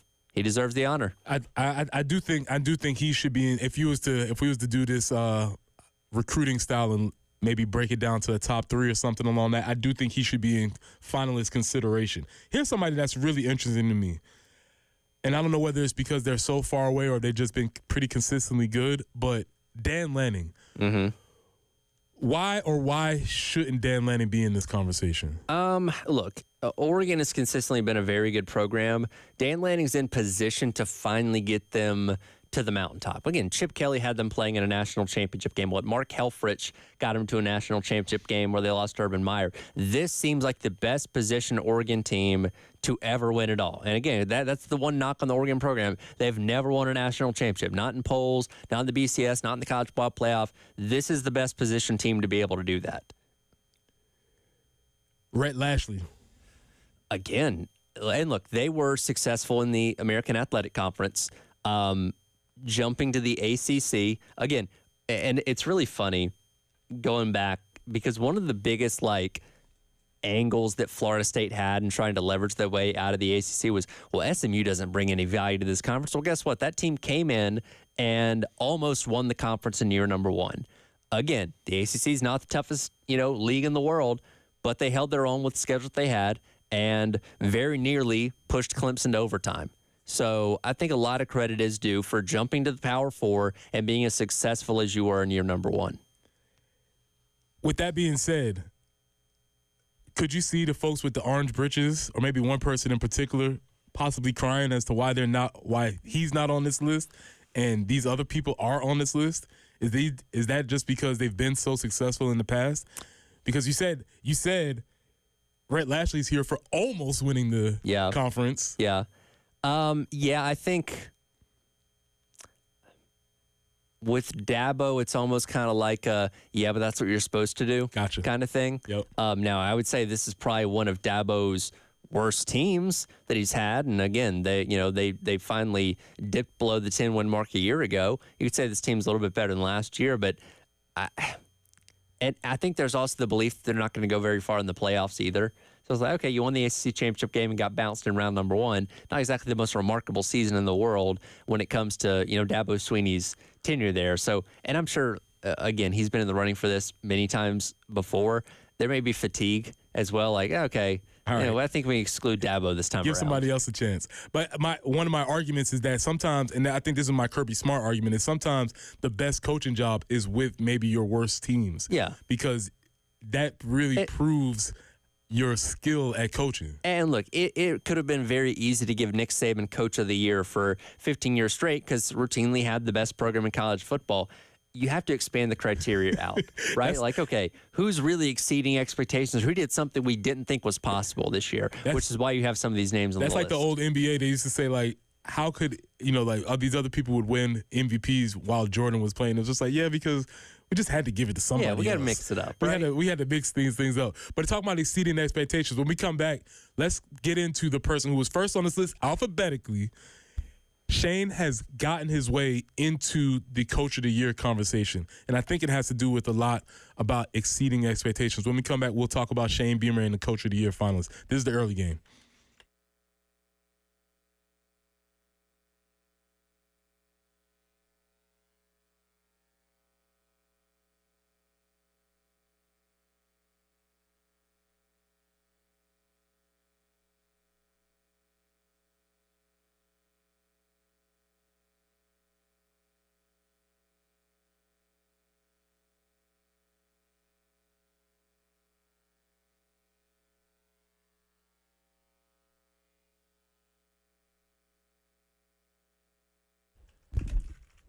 Are you going to start the new year dealing with the same old joint pain, losing sleep, not being able to take walks? Or is it time to imagine a new year without those achy joints and no more pain pills? Take action now to get the pain relief you deserve for 2025 and call QC Kinetics for lasting relief. QC Kinetics local medical professionals are waiting for you. Their advanced protocols in regenerative medicine have helped tens of thousands of people. Imagine a new year without those achy joints and no more steroid shots. QC Kinetics uses the healing properties of your own body to attack the root cause of your pain and revitalize your joints so you can move again. This is the future of medicine. So find out now if all natural regenerative medicine is right for you. The consultation is free, and you can use HSA and FSA dollars. Call QC Kinetics at 803-281-6860. That's 803-281-6860.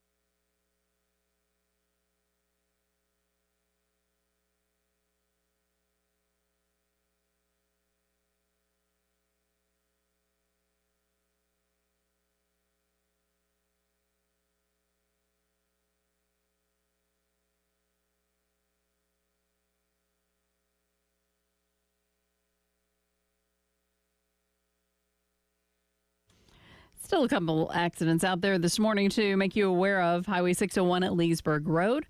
Also I-26 westbound between exits 97 and 91. And Bull Street near Jefferson Street in downtown Columbia, an accident there.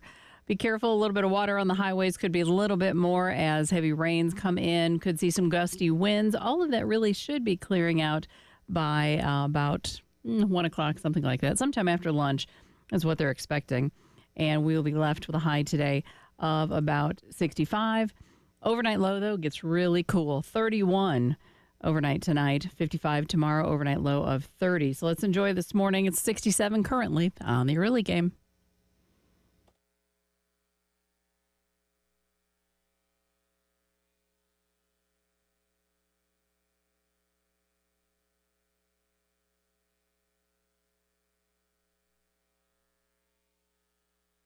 Oh, I go back to our initial interview, and Chance Miller was with me at the time. As you know, he's the athletics director down at Coastal now, and he was. We actually met in Atlanta. He was so well prepared.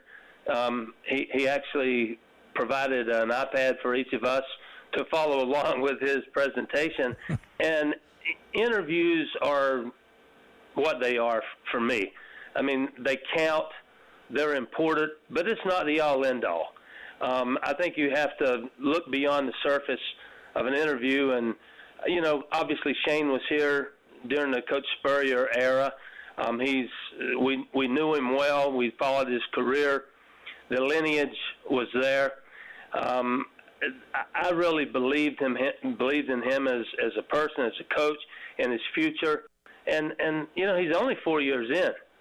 So I expect it to be a very long runway for him, and he works at it tirelessly. He's a great family man. He balances work life better than anybody I've ever seen in my life, and he's so good at what he does and so genuine, and it's evident. And only in his fourth year, I say only, that's still somewhat young in a coaching tenure, but certainly I believe in the runway that he's going to have is going to be really special. But, everything's in place. He does it the right way. And, we're in a good place right now. No question about it. That was Ray Tanner yesterday on the Post-game show. With Jay and Elijah. Yeah, on the post-game show with Jay and Elijah. First of all, did they get to keep the iPads?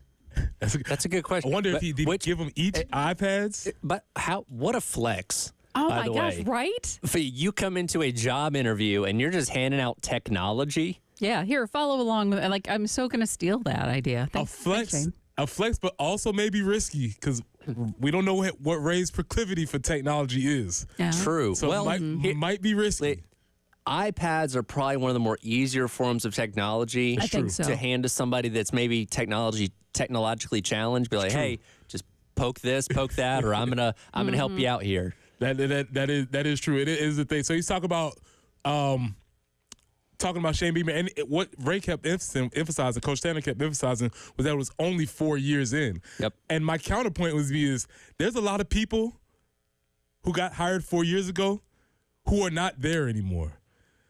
There's a lot of programs around college football, and look, I've always believed you should get at least 3 years. Right, because that in the traditional, before the transfer portal and all that kind of stuff, allowed you to cycle in 3 classes to get to implement your own, culture of that program, and then you see, okay, here's what we have. Is this going to work? Is it going to not? That's kind of been expedited now in the transfer portal era, where we're seeing coaches getting canned after 2 years sometimes. Brian Harsin and stuff like that, when it just doesn't end up working. Carolina's a little different, where I don't think the pressure is immediately on, because this is a program that's had success, but it's not been as consistent over the years. So I do think you get a little bit of leeway, a little bit of a decent-sized leash when you come in here as a head coach. And I think that's what Beamer's gotten. The first 2 years you overachieved. Weren't expected to even go to a bowl game year to one. You did that and you won it. We're looking at being 6-6 in year 2. Had 2 huge upsets and, won 8 games that year.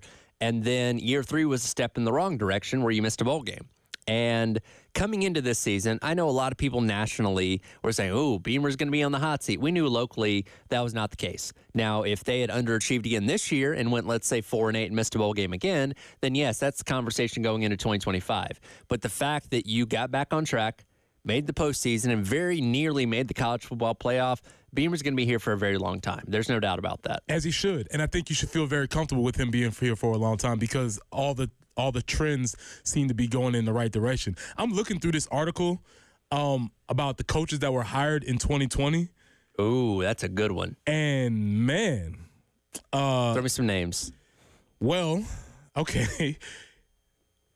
First of all, a lot of these people are no longer at the places where they were hired. Right. First and foremost. But it's just very fascinating. The number one grade, the number one name on there, Mike Norvell. Ooh. And he's on the hot seat going into 2025 after coming off of an undefeated season last year in regular So season they gave him play. a grade, and maybe this was when the article was written, but several of these guys are not there. Nick Rolovich, not at Washington State anymore. Mike Leach, unfortunately, with his passing. You can keep going down the list. Graciano has gotten Rutgers to a better place. Dave Aranda at Baylor. These are all people who are ranked higher. He was on the hot seat this year. His seat was hot. Jeff Hafley at Boston College. He's the DC with the Packers now. Kalen DeBoer, Fresno State. Yeah, he's not at Fresno State anymore. Jeff Scott, USF. He's not there anymore either. So this is really interesting when you start going down this list of people who were hired. Mel Tucker, Michigan State. Ooh, less said about that, the better. The point is, at 4 years into this situation, it feels as if this year has been a turning point. Sure. And at one point in this year, they were 3-3. And like you said, locally, I don't think there was any real conversation about hot seat or anything like that. But people may not have anticipated, if you go back to when we were 3-3, that the season would end at 9-3. And I think that's a testament to how Shane has proven himself to be a great coach in the finishing months of November, and also his ability to adapt to the modern landscape of college football. Well, I think about it. In 2 of the last 3 seasons, obviously last year being the exception, going into the offseason, you're going to be one of the bigger conversations in all of college football. You obviously had the 2 big upsets in 2022. The people say, man, look at this South Carolina team into the season hot. Same thing this year. You won a 6-game winning streak to end the season. You have a chance to win a 10th game in the bowl game against Illinois, and you just barely missed the college football playoff, with a lot of people nationally advocating that instead of Alabama, you should have been that team in position to potentially make it when it came down to Selection Sunday. So the respect for the brand of South Carolina football has grown mightily with Coach Beamer. After, obviously Spurrier had it up here, Muschamp brought it back down here. I'd say Beamer, not to the point of where Spurrier had it, obviously, is getting back to that realm with what you've been able to accomplish these past couple of years. Well, you brought up the idea of there being a lot of national conversation, and we're swimming it here. We are familiar with it. It's what we do. Right. But it's always cool to hear the conversation on other podcasts that you listen to, other TV shows. And I said this last week. And last Wednesday I was out, had a doctor's appointment in Atlanta. And this was obviously the day after the penultimate college football rankings came out, where we knew, hey, nothing's going to change this upcoming weekend for teams that weren't playing. And I was listening to one of my favorite shows in Atlanta. And for the first 5 minutes of that show, leading off their A block of that show, they spent about 5 minutes talking about South Carolina. And I thought about it. I was like, 2 years ago or a year ago, this isn't happening. Nobody's paying attention to South Carolina a year ago. A couple years ago, under Muschamp, nobody's paying attention to South Carolina, outside of upsetting Georgia or whatever. But of a show in Atlanta that has no reason to talk about South Carolina, spent that time praising Lenore Sellers, praising what Coach Beamer had done. That was really neat to listen to. Yeah, and that's going to be a thing that would continue. I would say at 4 years, and I just have to throw this statistic in there. In 4 years, Shane Beamer has 3 wins over top 10 opponents. Mm-hmm. In his career, James Franklin has 1. 1-18, big game James. So I just want to make sure we throw that out there when you start comparing who, what, where. Just when you think Preston can't get a shot in at James Franklin, he never ceases to amaze me. It takes special effort right there. Had to get it in. Oh, big game James. Big game James, 1 of 18 in top 5 matches. So we got our guy. We're happy. Yeah. But my eye's been on another guy. Okay. And what I'm wondering is Fran Brown becoming a star? All right. Is Fran Brown becoming a star? When we come back, we'll discuss the head coach of Syracuse, Fran Brown. This is the early game.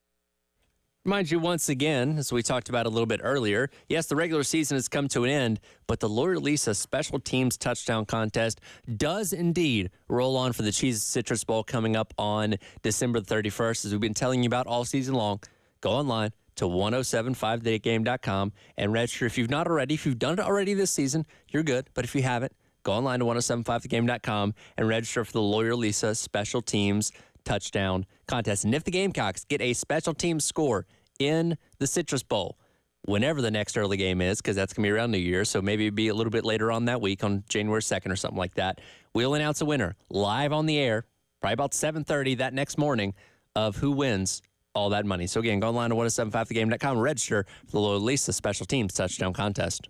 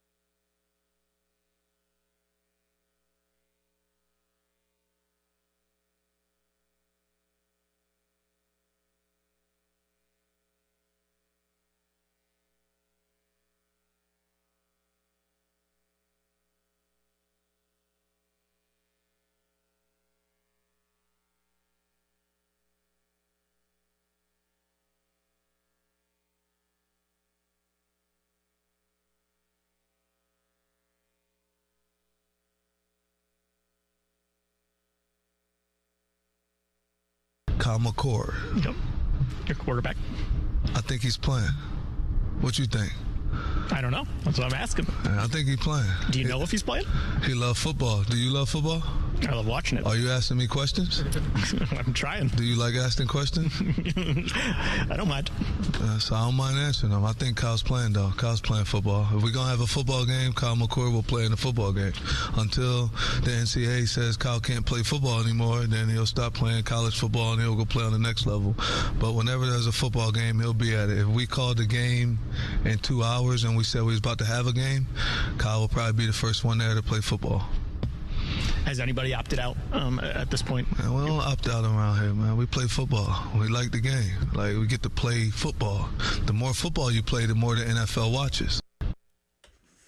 Welcome back into the early game. Preston Thorne, Tyler Head, Jed Jensen. That voice you just heard was Syracuse head coach Fran Brown. And the question I asked is Fran becoming a star? I think so. Look, we've gotten to an age of college football now where a lot of coaches are very buttoned up and don't really expand on things. Spurrier's not in the game anymore. Obviously, we've lost Coach Leach. So anytime you get like a Kiffin or somebody like a Kenny Dillingham that's willing to give you some quotes every now and then, you get excited. And Fran Brown, just in the past month, we had the I don't shower after losses. We had the, hey, Dabo, I helped you out. Congratulations, baby. And then this coming the other day. This dude is a quote machine. Yeah, I don't know if he's just started heating up or if he's got the wind behind his sails because he's been winning. By the way, 9-3 Syracuse. Yeah, great season. Who would have said it? Maybe big upset win against Miami. Maybe should have been. Maybe not the finalists, but on the list, on the list for Coach of the Year, done a great job there. But it's just interesting. You hit on the point that I think is really interesting about this. It's the idea that we complained about I complained about college coaches being very boring, giving the coach speak, saying the same thing over time, one day at a time. This team's getting better every day. Whatever. Want to know mentality. Want to know mentality. All of that. And that's fine if that works for you.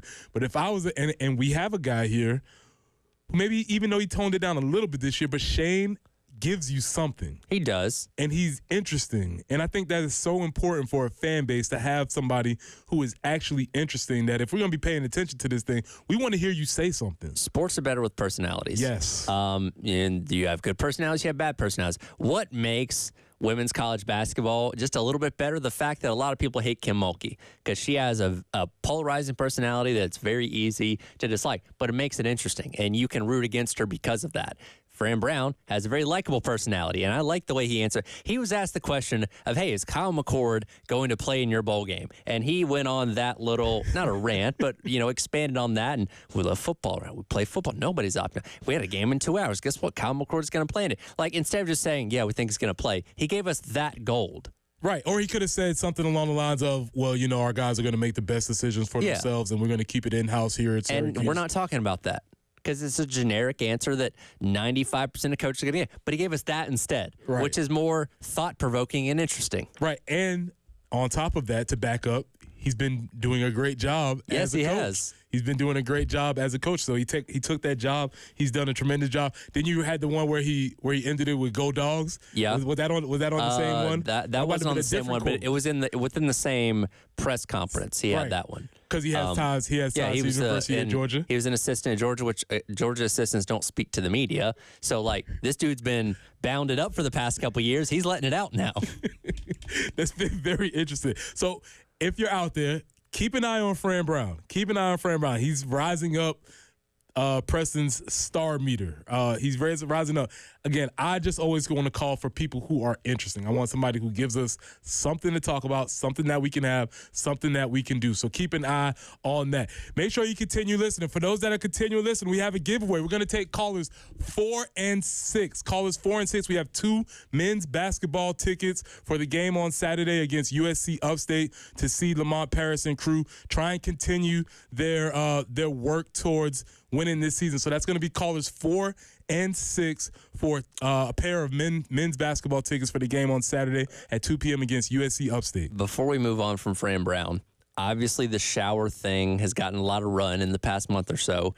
If a soap company is not doing a deal with him or Syracuse football by next season, missed opportunity. Yeah. Dial, Irish Spring, whatever.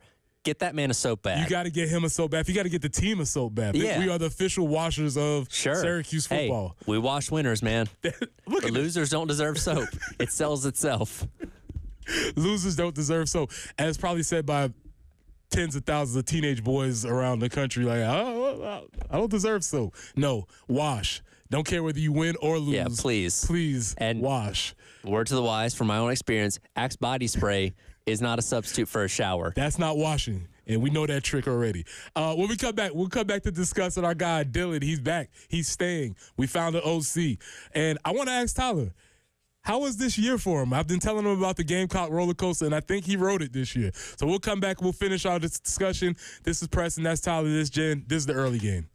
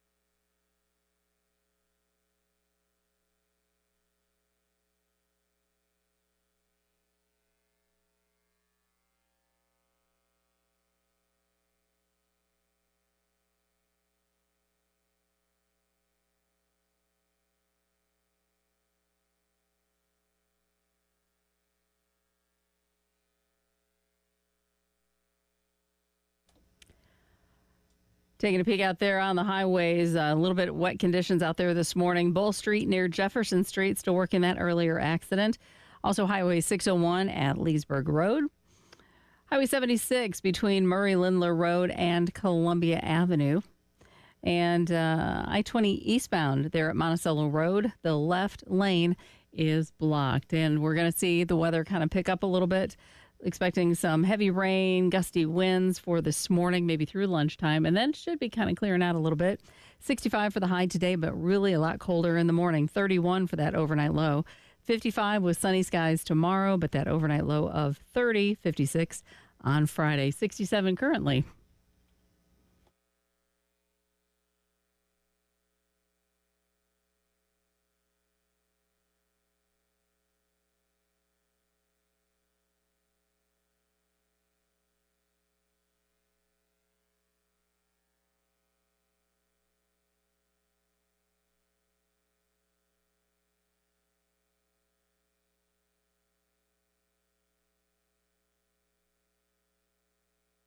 We're not breaking news here.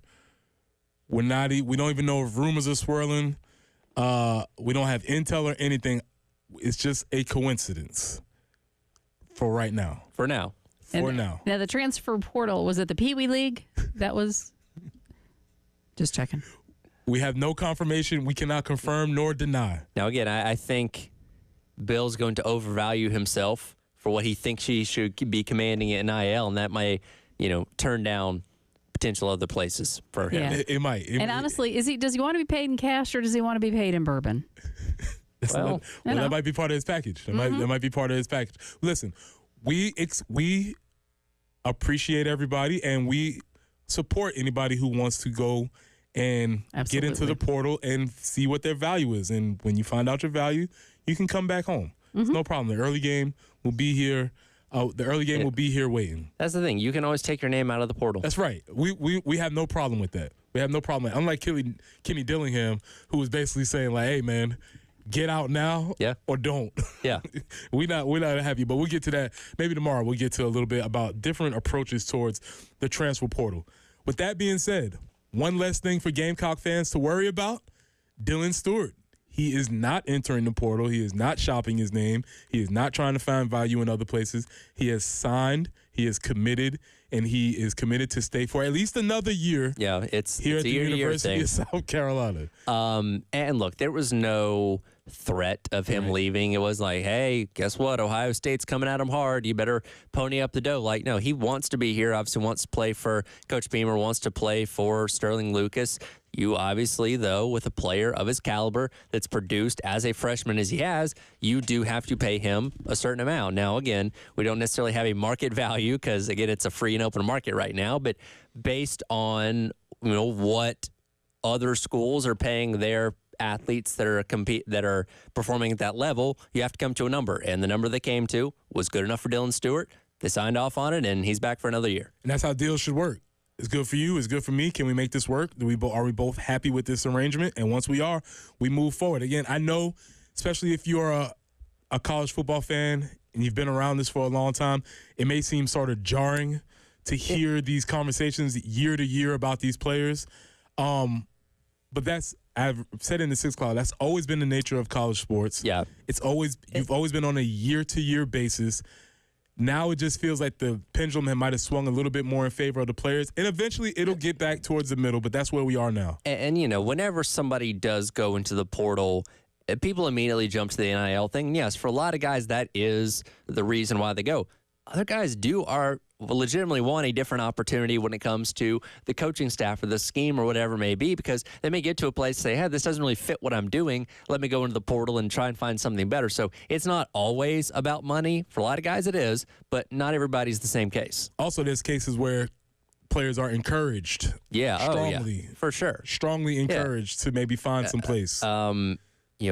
Let's go back to the Dylan Gabriel situation with Oklahoma. Now, Dylan Gabriel has expressed interest on wanting to play closer to home, according to Brett Venables. Now, the difference between Norman, Oklahoma and Eugene, Oregon in reference to Hawaii, I don't know how much of a difference that makes. but still a long flight. Considering how high of a caliber quarterback Dylan Gabriel was, you would think Brett Venables would be doing everything he could to try and get him back for another year, but they were okay with it, let him go, and obviously brought in Jackson Arnold, who, by the way, is in the transfer portal now looking for another opportunity. Yeah, and kudos to Jackson Arnold for playing out the season. This is a slippery slope. When he got benched midseason before the Carolina game, it seemed like, because, whenever we have an upcoming opponent, I like to find a podcast for their insiders, listen to it, see what the conversation, what the narrative around that team is. And that week leading up to it, the thought was, well, Jackson Arnold is going to transfer at the end of the year. This was back in October, because it seemed like the switch to putting Michael Hawkins Jr. at quarterback was going to push him out. And then you had to switch back to Jackson Arnold, which then brought up the question of, okay, what does Hawkins Jr. end up transferring out to, which I don't think he's entered the portal at this point in time. But this seemed like something that was definitely going to happen, at some point when it came to Jackson Arnold. Now he has the prevailing thought he's going to try and hook back up with Jeff Levy, who's now at Mississippi State, who was again his offensive coordinator. That makes sense. When he was a redshirt freshman, last year. And now Oklahoma is in a tough place. They don't have a quarterback. They are coming off of a 6-6 year, and things aren't looking too up for 2025 right now. That's a good game to play for another date of, who would you rather be? Because, again, as you stated, coming off of subpar season without a quarterback, that's a very tough spot, very different from where we are. Let's go out to the phone lines, talk about Dylan Stewart. I don't know. We haven't come up with a word for this. Is this recommitting, committing, signing? I don't know what this is called. Confirming he's returning. I don't know what this is called. Let's go out to the phone line. SK. Good, man. What's up? Hey, man, I got a question for y'all. Maybe I'm an old fuddy-duddy with this, but something about announcing that a 19-year-old is getting $1.5 million to the public just makes my damn skin crawl. Like, y'all not worried about this kid's safety? Like, he's supposed to walk around town just willy-nilly with this information being out? Has the world changed that much? Appreciate your call. I do think that is somewhat of a concern. My only response to that would be is that he didn't announce it. Yeah. And the official branches did not announce it. Now, you can't stop people who are reporting. Sure. Yeah, the Garnet But I do understand what you're saying. The Garnet Trust announcement, look, no collective is going to give you the number figure of what they're paying their athletes because they don't have to. It's not a open thing. But, yes, when you look at the reporting, that is the area where it's being reported that he's being paid around $1.5 million. So, again, you can't really control what information gets out. And I understand where SK is coming from, and I see the sentiment from a lot of people with the way that it's being phrased. Like we said, signed a new deal. That is very pro sports and something that we've never dealt with in college up until here recently. Again, that's kind of where we're at as of right now. Don't hate the player, hate the game kind of thing, but I can understand how off-putting that is to some people because if you're trying to disguise this as still amateurism in your mind, seeing something like that just completely probably kills that mood for you. Yeah, I mean, and that's a very, very fair point because you don't want somebody walking around with a target on their back. Right? Sure, and look, I don't think he's going to be targeted necessarily in Columbia. Like he has to worry about his health and safety. Here's the thing that always gets me. When people talk about, well, hey, go rob the rich guys walking down the street. Do you think they just carry all the money on them? Like, no, not necessarily. Right. Hey, you could get their credit card or whatever, which they can end up canceling. But I think from a safety standpoint, he should be fine. It is different now knowing that we do have college athletes, going to class with everybody else, making more than all their parents are making combined or something along those lines. So it's different. It's something we have to obviously get used to. And again, we're just over 3 years into this thing, right? Like, NIL went live in summer of 2021. It's probably going to take another couple of years before this just becomes the accepted norm of college sports. Also, the phrase, one of my phrases I love is "comes with." Yes. He want to make 1.5. You're gonna have to. Yeah. There's a lot that comes with that, and I don't know if you get to be a 19-year-old kid anymore when you've crossed over into adult and conversations. And look, there's a lot of people that listen to us that probably donate to the Garnet Trust, monthly or annually or whatever it may be. And if you're a vested donor into the Garnet Trust where what you're paying is going towards Dylan Stewart returning for another year, the second he's not producing, guess what? You're going to be upset about it. And guess what? Your voice is going to matter more than ever because you are part of the ones paying for him to be here. Comes with. It makes a lot of sense. Let's go back out to the phone lines real quick. David talking about Dylan Stewart. What you got, David? What's up? Appreciate you listening. Hey, no problem. Hope y'all are doing well. There's more value to Dylan than just being on the field because there's no better recruiting tool than to have Dylan get in touch with another 5-star edge prospect, telling him he needs a tag partner. Come on down.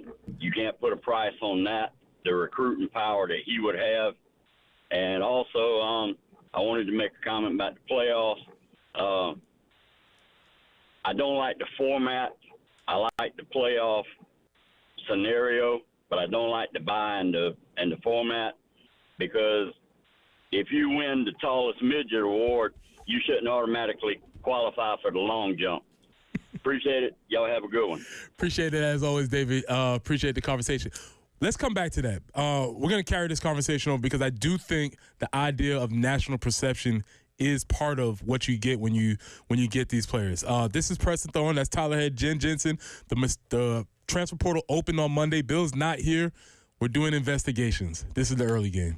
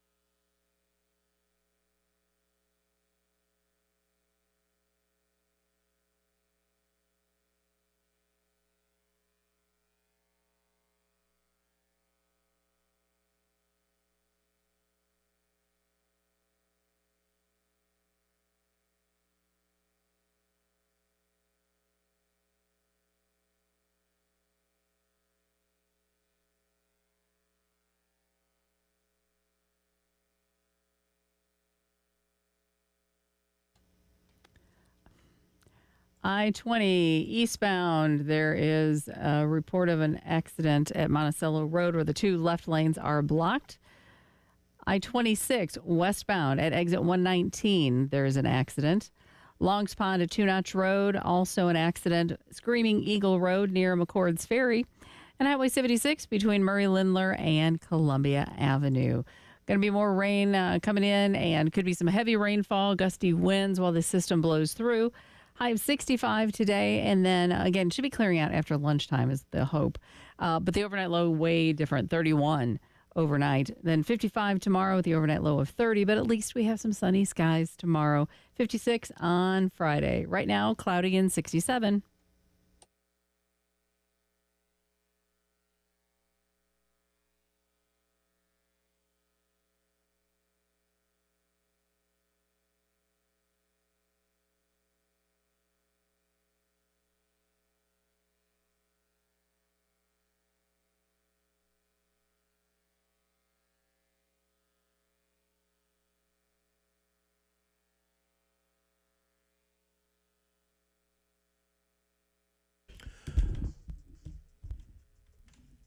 Welcome back into the early game. Preston Thorne, Tyler Head, Jen Jensen. We're continuing our conversation about the re-signing of Dylan Stewart. That doesn't feel good. That didn't feel good.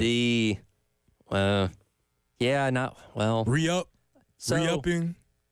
Technically speaking, he had a 1-year deal that I don't know what that was number-wise. That came to an end. He has a new deal. So I guess technically that's re-signing. Because they phrase it as signed a new deal with, so that would be re-signing with the same program that you've been with. I don't like it. We're going to have to find some. We need big college football to give us something to say on this one. Do we want big college football to give us something to say on this one? Do we really want that? They don't have a great track record of handling these things too well. They haven't been great at this season. Let's go out to the phone lines one more time. Michael talking about possible return of seniors. Michael, appreciate you listening. What you got? Yeah, I hadn't heard anything. Been listening to you guys, but I guess maybe nothing has came out, and maybe people hadn't even asked. But I know there's a few seniors, like Rocket Sanders, that still have an extra year. I was just wondering to know if maybe possibly they were going to come back with them being able to make money now if they're playing. You know, the draft isn't as flashy as it used to be. Maybe there's a chance that they'll come back and play, you know, one more season of college football if it might help their stock a little bit in the future. I'll hang up and listen. Appreciate you guys. Great call, great insight, great question. Tyler and I were actually just having that conversation off the air. We haven't heard. Let me speak to myself. I haven't heard anything specifically towards the South Carolina roster, but what I think will happen nationwide is you will see more guys who may have been thought of as fringe NFL players may opt to come back because they're now available. They have the ability to earn as college athletes now. Yeah, that's great insight. I don't even know what the league minimum is now. It's in the high six figures. If you ask Langston, it's higher than it used to be. I'm sure it is. He came in 15 years ago, so I'm sure it's probably doubled or tripled since then. But yeah, if you're a guy that is thought of as being a 5th or 6th round pick, where you might have to fight just for a spot on the team. Back in the day before NIL, you weren't making any money, so okay, I'm going to go take my chance. I think I'm good enough. I can make the team, and again, at worst, I'm making a league minimum. Now it's not the case anymore. Where again, if let's use Rocket Sanders for example, since he brought it up. If Rocket said, okay, I've played 4 years of college football now, I can go to the draft, but let's say I'm a 4th or 5th round guy at best, because again, he's not the top of anybody's draft board. And we also know running backs are not highly valued in the NFL. They're not. He has an injury history, which probably may turn some people away from him. Maybe he does say, you know what, I got an opportunity to earn, again, probably a decent chunk and change if he came back to South Carolina. Would he entertain that? Now, we've heard nothing about his decision making or what he's going to do. I lean towards him probably going to the draft. But again, that opportunity does present itself now where maybe he could come back. Well, this is where the new era of college football is going to become. And we just saw Andrew Luck take the position of general manager at Stanford. You'll see more teams start to take on this general manager position because now you get into roster management. There's no salary cap, but there is a budget. Right. And so you're going to have to figure out what do you want to budget for each position. That being said, let's stay here. We have not heard anything from Rocket Sanders. We have heard confirmed, committed to the culture, Jawan Howell, who is a running back. So what does that mean? Does that mean that they're prioritizing this running back as far as who's coming back to the roster? Does that mean that this running back is not going to be here because another running back has already committed? This is all new. If we were taking the NFL model, you might think, okay, well, if they signed this guy, then this guy may not be on the roster next year. But that's not the case here. We don't know. I have to think about it like this, and obviously the first deal that got done yesterday that was announced was Dylan Stewart, which I imagine is probably, if not the most expensive, probably the second most expensive behind Lenore Sellers. So that got done. But then you look at Jordan Howell and Trevon Ball being the other two that got announced, later on yesterday as well. And it begs the question of, okay, were their deals announced and signed because they were priorities number 2 and 3, or was it just easier to get their deals done compared to some of these other guys? Because let's just say, and again, we haven't gotten the confirmation on Sellers yet. I have a lot of confidence saying he's going to come back, but I imagine scrounging up the money for Sellers' deal is probably a lot harder than scrounging up the one for Jawan Howell's. So they just say, you know what, we got what we needed for Howell. Let's go ahead and get it done, sign the deal, and announce it.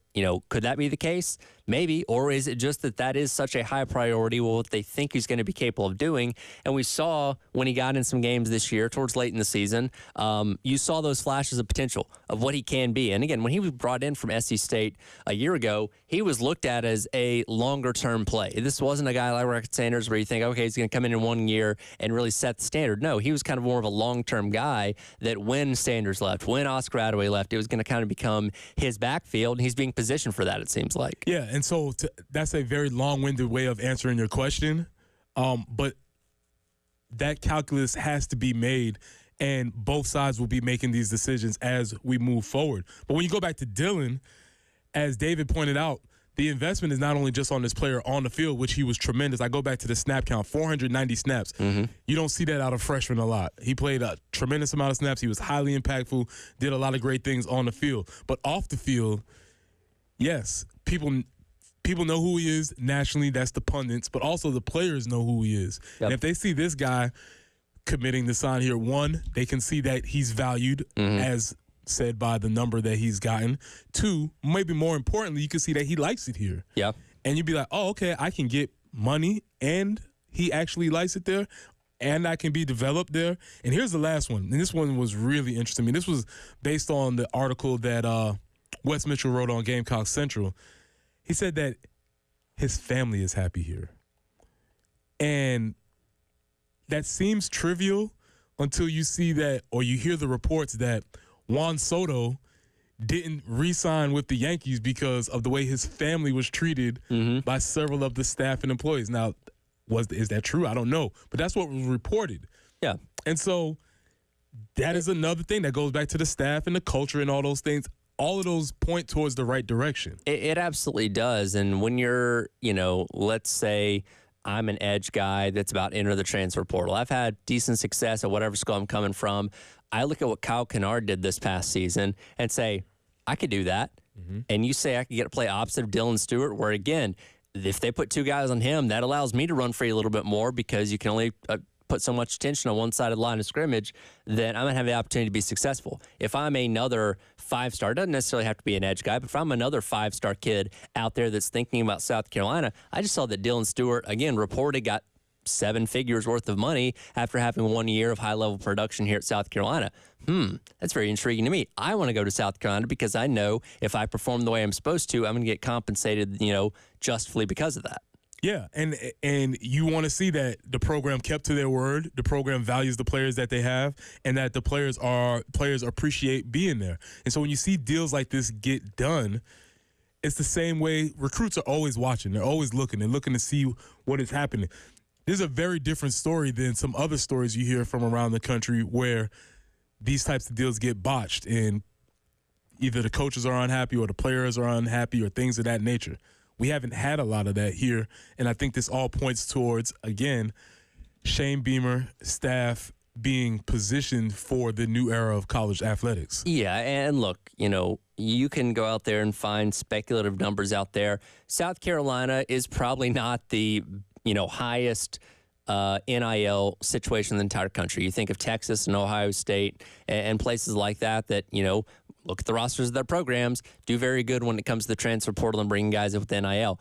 But for where Carolina is positioned in the SEC, I think you can make a strong case they do very well for themselves. And again, when you have a season like a 9-3 with potential for 10 wins, that only increases more interest. So there are some people that probably weren't willing to give after a 5-7 season and say, you know what, I think he's got this thing right on back on the right track. Let me now play my part and continue to hopefully bring in high-level talent. So they're doing good for where they're at. Obviously, there's always going to be room to grow and room to get better.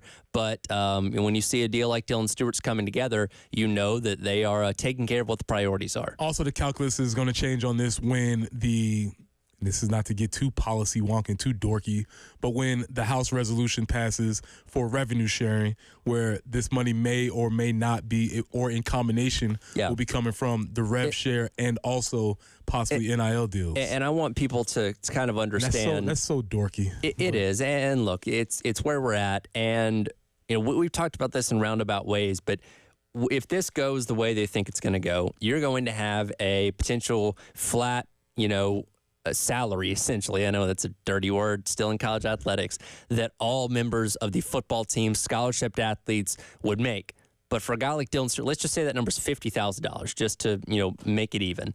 Dylan Stewart can still go out there and get a 7-figure NIL deal because he's one of the better players on the team and can leverage that kind of thing. So NIL is not going to go away, even with this revenue sharing model. If anything, it just kind of reverts back to what it was originally supposed to be, where you had select guys on the team that, based on what the value of their NIL was, could go out there and leverage these kind of deals. It wasn't intended to become pay for play, which is what it has become. We're not naive to think that it's not.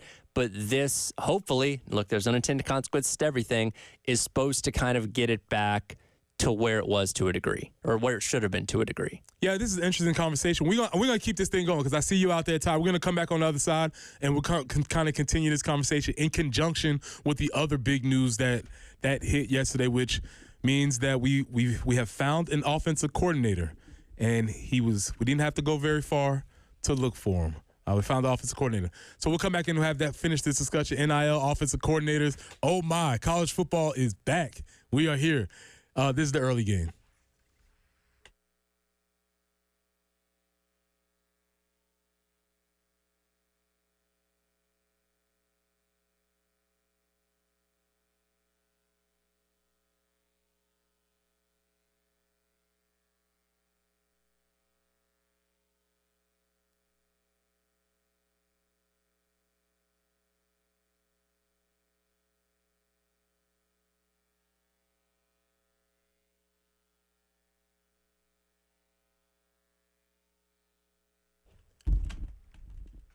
Are you going to start the new year dealing with the same old joint pain, losing sleep, not being able to take walks? Well, imagine a new year without those achy joints. Take action now to get the pain relief you deserve for 2025. Call QC Kinetics for lasting relief. QC Kinetics uses the healing properties of your own body to attack the root cause of your pain and revitalizes joints so you can move again. QC Kinetics local medical professionals are waiting for you, and their advanced protocols in regenerative medicine have helped tens of thousands of people. So imagine a new year without those achy joints. This is the future of medicine. If you've been told surgery is your only option, you deserve a second opinion. Find out if all natural medicine is here for you. The consultation is free, and you can use HSA and FSA dollars to pay. So call QC Kinetics at 803-281-6860.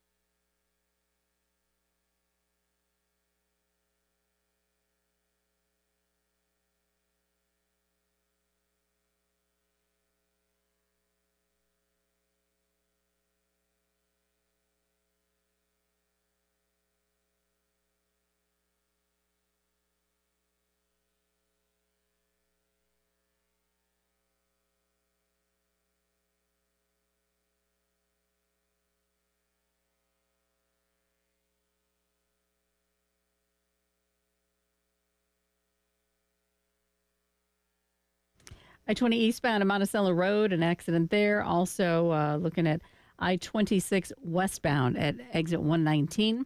Longs Pond Road at Two Notch Road, an accident. Screaming Eagle Road near McCord's Ferry and Highway 76 between Murray Lindler and Columbia Avenue. So kind of sloppy conditions out there that will probably get a little bit worse before it gets better. Heavy rain and gusty winds possible this morning through lunchtime, then should be clearing out. High of 65 today. That overnight low dropping considerably. Overnight low of 31. And then tomorrow, 55 for the high, 30 for the overnight low. But at least it'll be sunny tomorrow. 67 right now.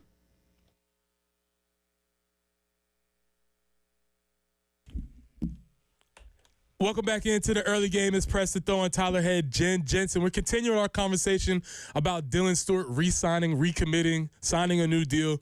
However we want to say, we're not sure. We haven't landed on a way to say that. But in a roundabout way, that's kind of gotten us into a discussion about NIL and the University of South Carolina. We're going to go out to Ty on the phone lines who has something to say. What's up, Ty? Thank you for listening.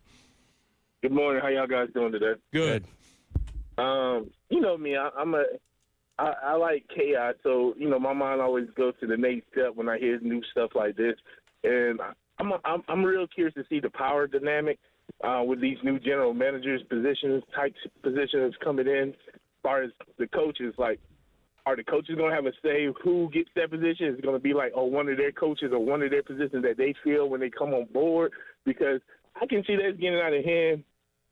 Very quickly, you have a general position that holds the purse strings per se, and then you got boosters, or when the coach start losing their cachet amongst the fans and whatnot. It's like, nah, we need this, and coach wants this, and who gets to make that final say, and who gets do they work together? Who got the vote that says we're gonna do this going forward?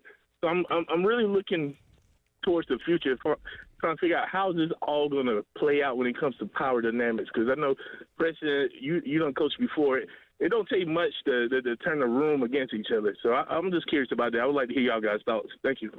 Appreciate you listening. Great observation. I think we can wrap this all up into the Bill Belichick conversation. Yeah. Because I was just saying, the reason why he was no longer with the Patriots because he wanted more power, and Sure. Bob Kraft wasn't willing to give him that power anymore. The reason why he didn't get a job in the NFL, let's say with the Falcons, was because Arthur Blank was like, no, you can't have all the power in the organization. Doesn't seem like he's not going to take a job, let's say the North Carolina job, without having absolute power over personnel, purse strings, et cetera, et cetera. I did not even think of that. NIL would make him nuts because, you do lose a lot of the control. That's a great perspective. Now, with the revenue sharing, I don't think it puts the power necessarily back in the hands of the coaches as much anymore, but it does kind of, I guess, level the playing field is the best way to put it. If your school is willing to pay up to the certain amount, which again, the $20.5 million, which I would feel like North Carolina, would be able to do that. But Ty brings up a good question. And, let's go back to the news the other week of, Andrew Luck going to Stanford to basically serve as this general manager, where he's going to be dealing with the salary cap, quote unquote, and how to allocate those funds and make sure they get the talent in the right places and all those kind of things. I don't know if coaches really want to have to deal with that. I think for a lot of them, they probably, because again, coaches like to coach. Yep. They want to worry about the X's and O's. They want to blow a whistle. They want to run practice. Having to manage the finances of their players is probably not something that's top on their list. If they could all hire somebody that can take all that burden off their plate, I imagine they'd all take that. Also, it puts you in a really difficult spot because if I'm directly in control of how much money you make, we're in inherent conflict. It changes the relationship. It changes our relationship. But if I could say, hey, man, listen, I don't have nothing to do with that. Go talk to the GM. Exactly. Like, Andy Reid is not the one overseeing, Patrick Mahomes' contract or saying, okay, we're going to play Travis Kelce this much. Is he a part of the overall structure of that? Sure. But he's not the one that's ultimately looking at that number and moving it up or down. So, when Mahomes like, I got a new contract, no, go talk to that guy over there. I'm here to coach you. Yeah, to Ty's point, I think you can maybe point towards some of the power struggles that you see in professional sports as a clue to how this may play out. The only difference is as Ty said, who brings in what people. So as a coach, Am I going to take a job where there's a GM there that maybe we don't agree on the philosophies of how we build a roster, Sure, or the philosophies of how we compose a roster, or things of that nature?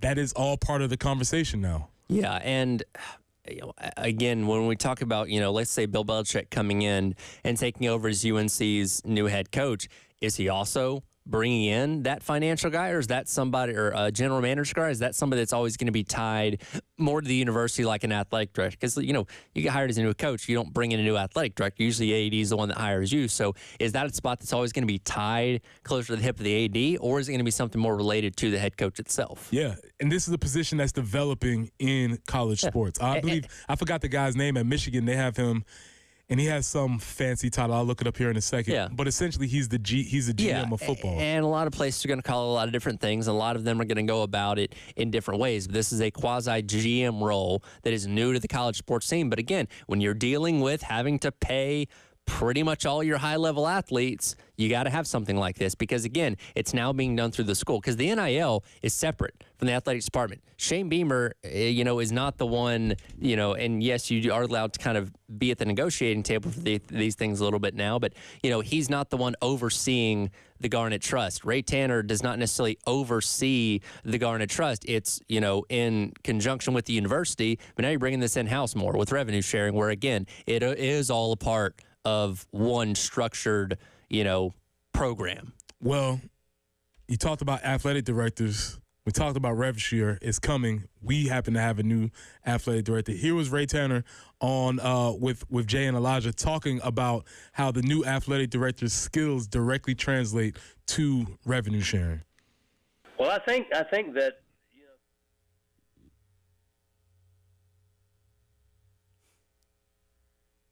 It's just getting warmed up. It's all right. Well, I think that certainly there's some reasons for his talents to kick in at that point. We were discussing a contract last night about one of our coaches, and he made a comment that was more like a lawyer comment versus an athletics director or a coach comment.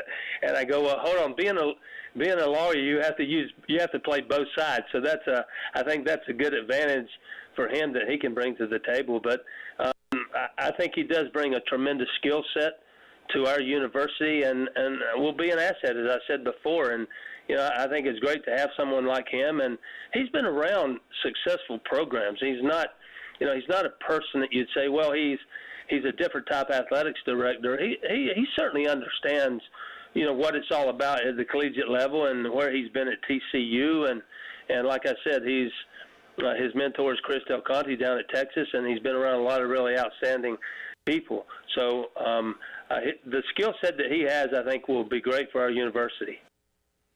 So that was Ray Tanner talking about new athletics director Jeremy Donati. I believe I'm pronouncing that correctly. Yeah, Donati. Donati, talking about his skills as a lawyer/agent and having to deal with some of these player compensation packages that will be coming down the road. So, again, if you're a South Carolina fan, I feel like at least structurally you feel well-positioned. You have a coach who understands the modern landscape, and now you're going to have an athletic director who has the skill set to deal with the modern landscape. Yeah, and as we talked about last week when this hire was made, having somebody with a background in player representation is really good. And again, Ray Tanner, when he came in as the AD, there were plenty of guys around the country that went from that coach on the field to suddenly being the athletic director after that. That's not really the case anymore. New athletic directors do have these lawyer backgrounds, these, sports agency type of backgrounds where they can better position themselves to help out in this new era of college sports in general. And again, I think Jeremiah Donati is the right kind of guy to do that. And we'll see what he does here for Carolina. The only issue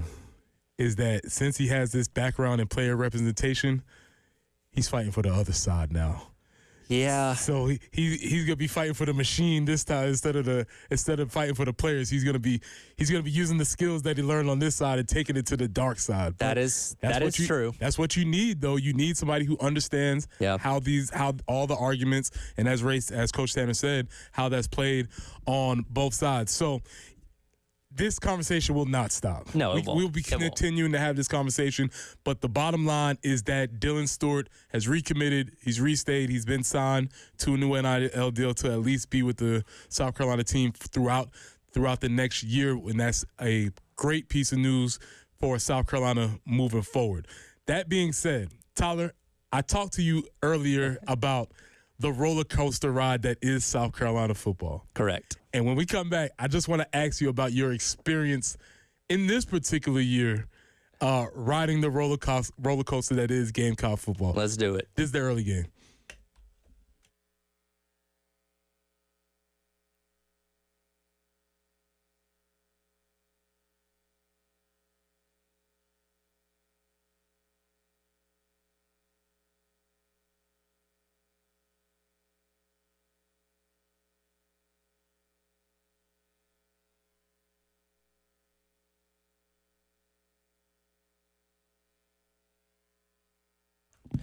Once again, wanted to remind you, we've been talking about it this entire season, but the Louisville Lisa Special Teams Touchdown Contest rolls over to yet another game. Cheez-It Citrus Bowl coming up on December 31st. Another chance for you to win $1,200. That's right, $1,200 from our friends over at Lawyer Lisa. Go online to 1075thegame.com and register if you've not already. If you've done it already this season, you should be fine. But go online to 1075thegame.com, register for your chance to win the Lawyer Lisa Special Teams Touchdown Contest. And if the Gamecocks can get a special team score in the Cheez-It Citrus Bowl against Illinois, you could walk away with all that money. It'll be announced in the early game.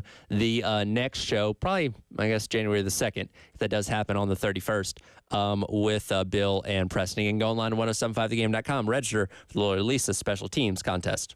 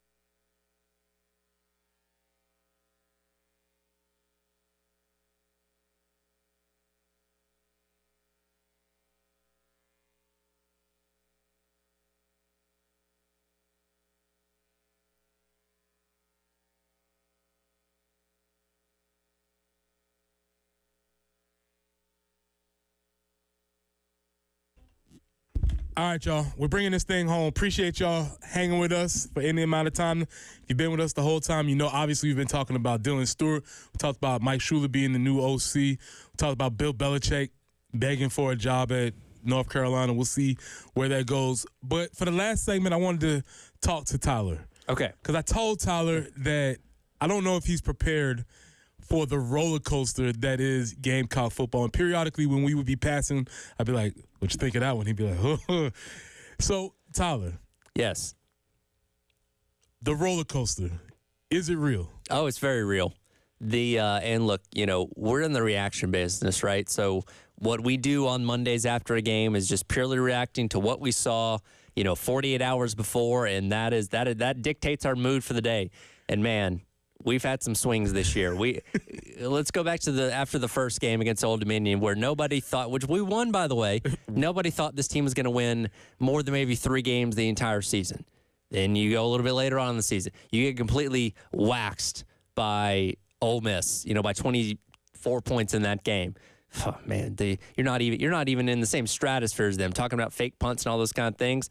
Alabama, okay, you lost that game, but you made it close. So optimism here, and then you just go on this 6-game win streak to end the season, and to where, and when the college football playoff rankings kept coming out week by week, I kept saying, yeah, they're too far out. I don't think they're anywhere within striking distance of making it in. Obviously, they didn't end up making it, obviously, but the fact that they were in consideration going into the next to last rankings of making the college football playoff, night and day difference where we were at the beginning of the season. Look, every program has its ups and downs throughout the course of an entire year, but man, these swings have been seismic. And you weren't kidding when you said it was a roller coaster. So experiencing some of these games, especially in stadium, what was the highest moment in stadium this year, I guess, at Williams-Brice, the games that you had? Definitely the Texas A&M game with the field storming and everything like that. And the fact that you had a sizable enough lead late in that game, won by 24 points, where you could kind of take it in, right? Like, go back to the LSU game. People don't remember, but they were getting ready to rush the field for that one. Yes. If they had people kind of coming down on the hedges, where if Carolina had won that, in regulation or overtime, they would have stormed the field, because I think LSU was a top 10 team at that point in time, which would have been great, obviously. But for A&M, the fact that you had a sizable enough lead, you knew they were going to win the game. You got to kind of take it in and let it marinate a little bit. Watching everybody kind of, push towards the hedges and knowing that the field storming was going to happen, and watch them click off an extra touchdown for good measure. Like, taking all that in and being able to savor it as it was happening was really, really neat. Obviously, the field storming happened. Great moment, and something that if you were there, you're never going to forget. So what was the low point in stadium? Ooh, probably... It wasn't quite in stadium, leaving against Ole Miss. So, and I said this on that Monday after that game, when I leave the stadium, because we do our show at the party lot at Sound and Images just up Bluff Road. So, it's not even quite half a mile walk from the stadium to where my car is to leave. And as I'm leaving with the hordes of people. I like to listen to what people are saying, listen to the jubilation or the frustration or whatever. Leaving the Ole Miss game, everybody was silent. Nobody said anything. Like, it wasn't even like an anger. It was just like a shell-shockedness of, I can't believe that happened. Eerily quiet. Really? So it was just like uncomfortable. And again, at that point in time, that was the second loss of the season. You really didn't know what was next. It's like, okay, well, you already got 3 wins on the year. Do you just fall apart down the stretch and end up 3-9, or do you right the ship and make something out of the season? Obviously, they ended up doing the latter, but I just remember that like eeriness of just like silence leaving that game that was uncomfortable.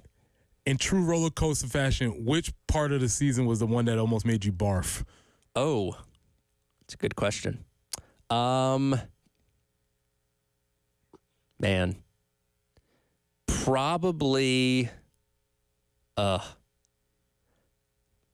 I guess maybe the end of the first month, where, again, you had the ups and downs. You lost the controversial game to LSU.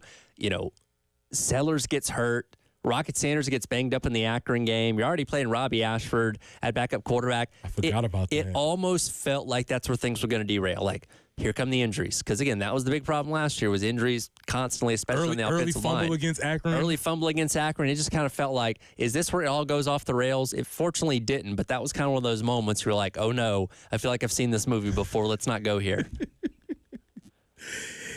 Yeah, this was probably maximum Gamecock year, no doubt. The highs, the lows, everything in between, the jubilation, the fun, the excitement, the disappointment. If this was the year that you got on, this was maximum everything that you could expect out of being a Gamecock for this year. So I did want to check in with you. What did I tell you after the Clemson game, though? The roller coaster is stuck in the up position. We're up. We're going up. We're going up and up and up and up. And you haven't shaved yet. I have not. I have a full beard Tyler has thanks to the 6-win streak. It is very itchy. I've got hair in my mouth. But you know what? I'm riding it. He's riding for the team. He's for the culture. That's right. He's here for the culture, man. That's commitment, man. Exactly. He is committed. Well, appreciate y'all listening. It's Preston Thorne, Tyler Head, Jen Jensen. We'll be back tomorrow. Same crew, same time. Let's see what news brings us today. We didn't expect to have all this to talk about today. We'll see what it brings us tomorrow, man. Thank y'all for listening. We'll be back. This is the early game. Talk to y'all tomorrow.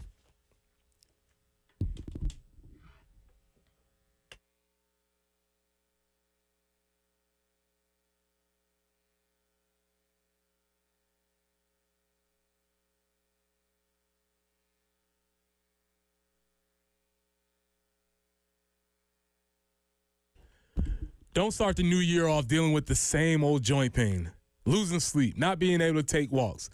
This is a new year. It can be a new you. Take action now to get pain relief you deserve for 2025. Call QC Kinetics. The local medical professionals are waiting for you, and their advanced protocols in regenerative medicine have helped tens of thousands of people. So there's no more steroid shots, no more pain pills. Imagine a year without those achy joints. QC Kinetics uses healing properties of your own body to attack the root cause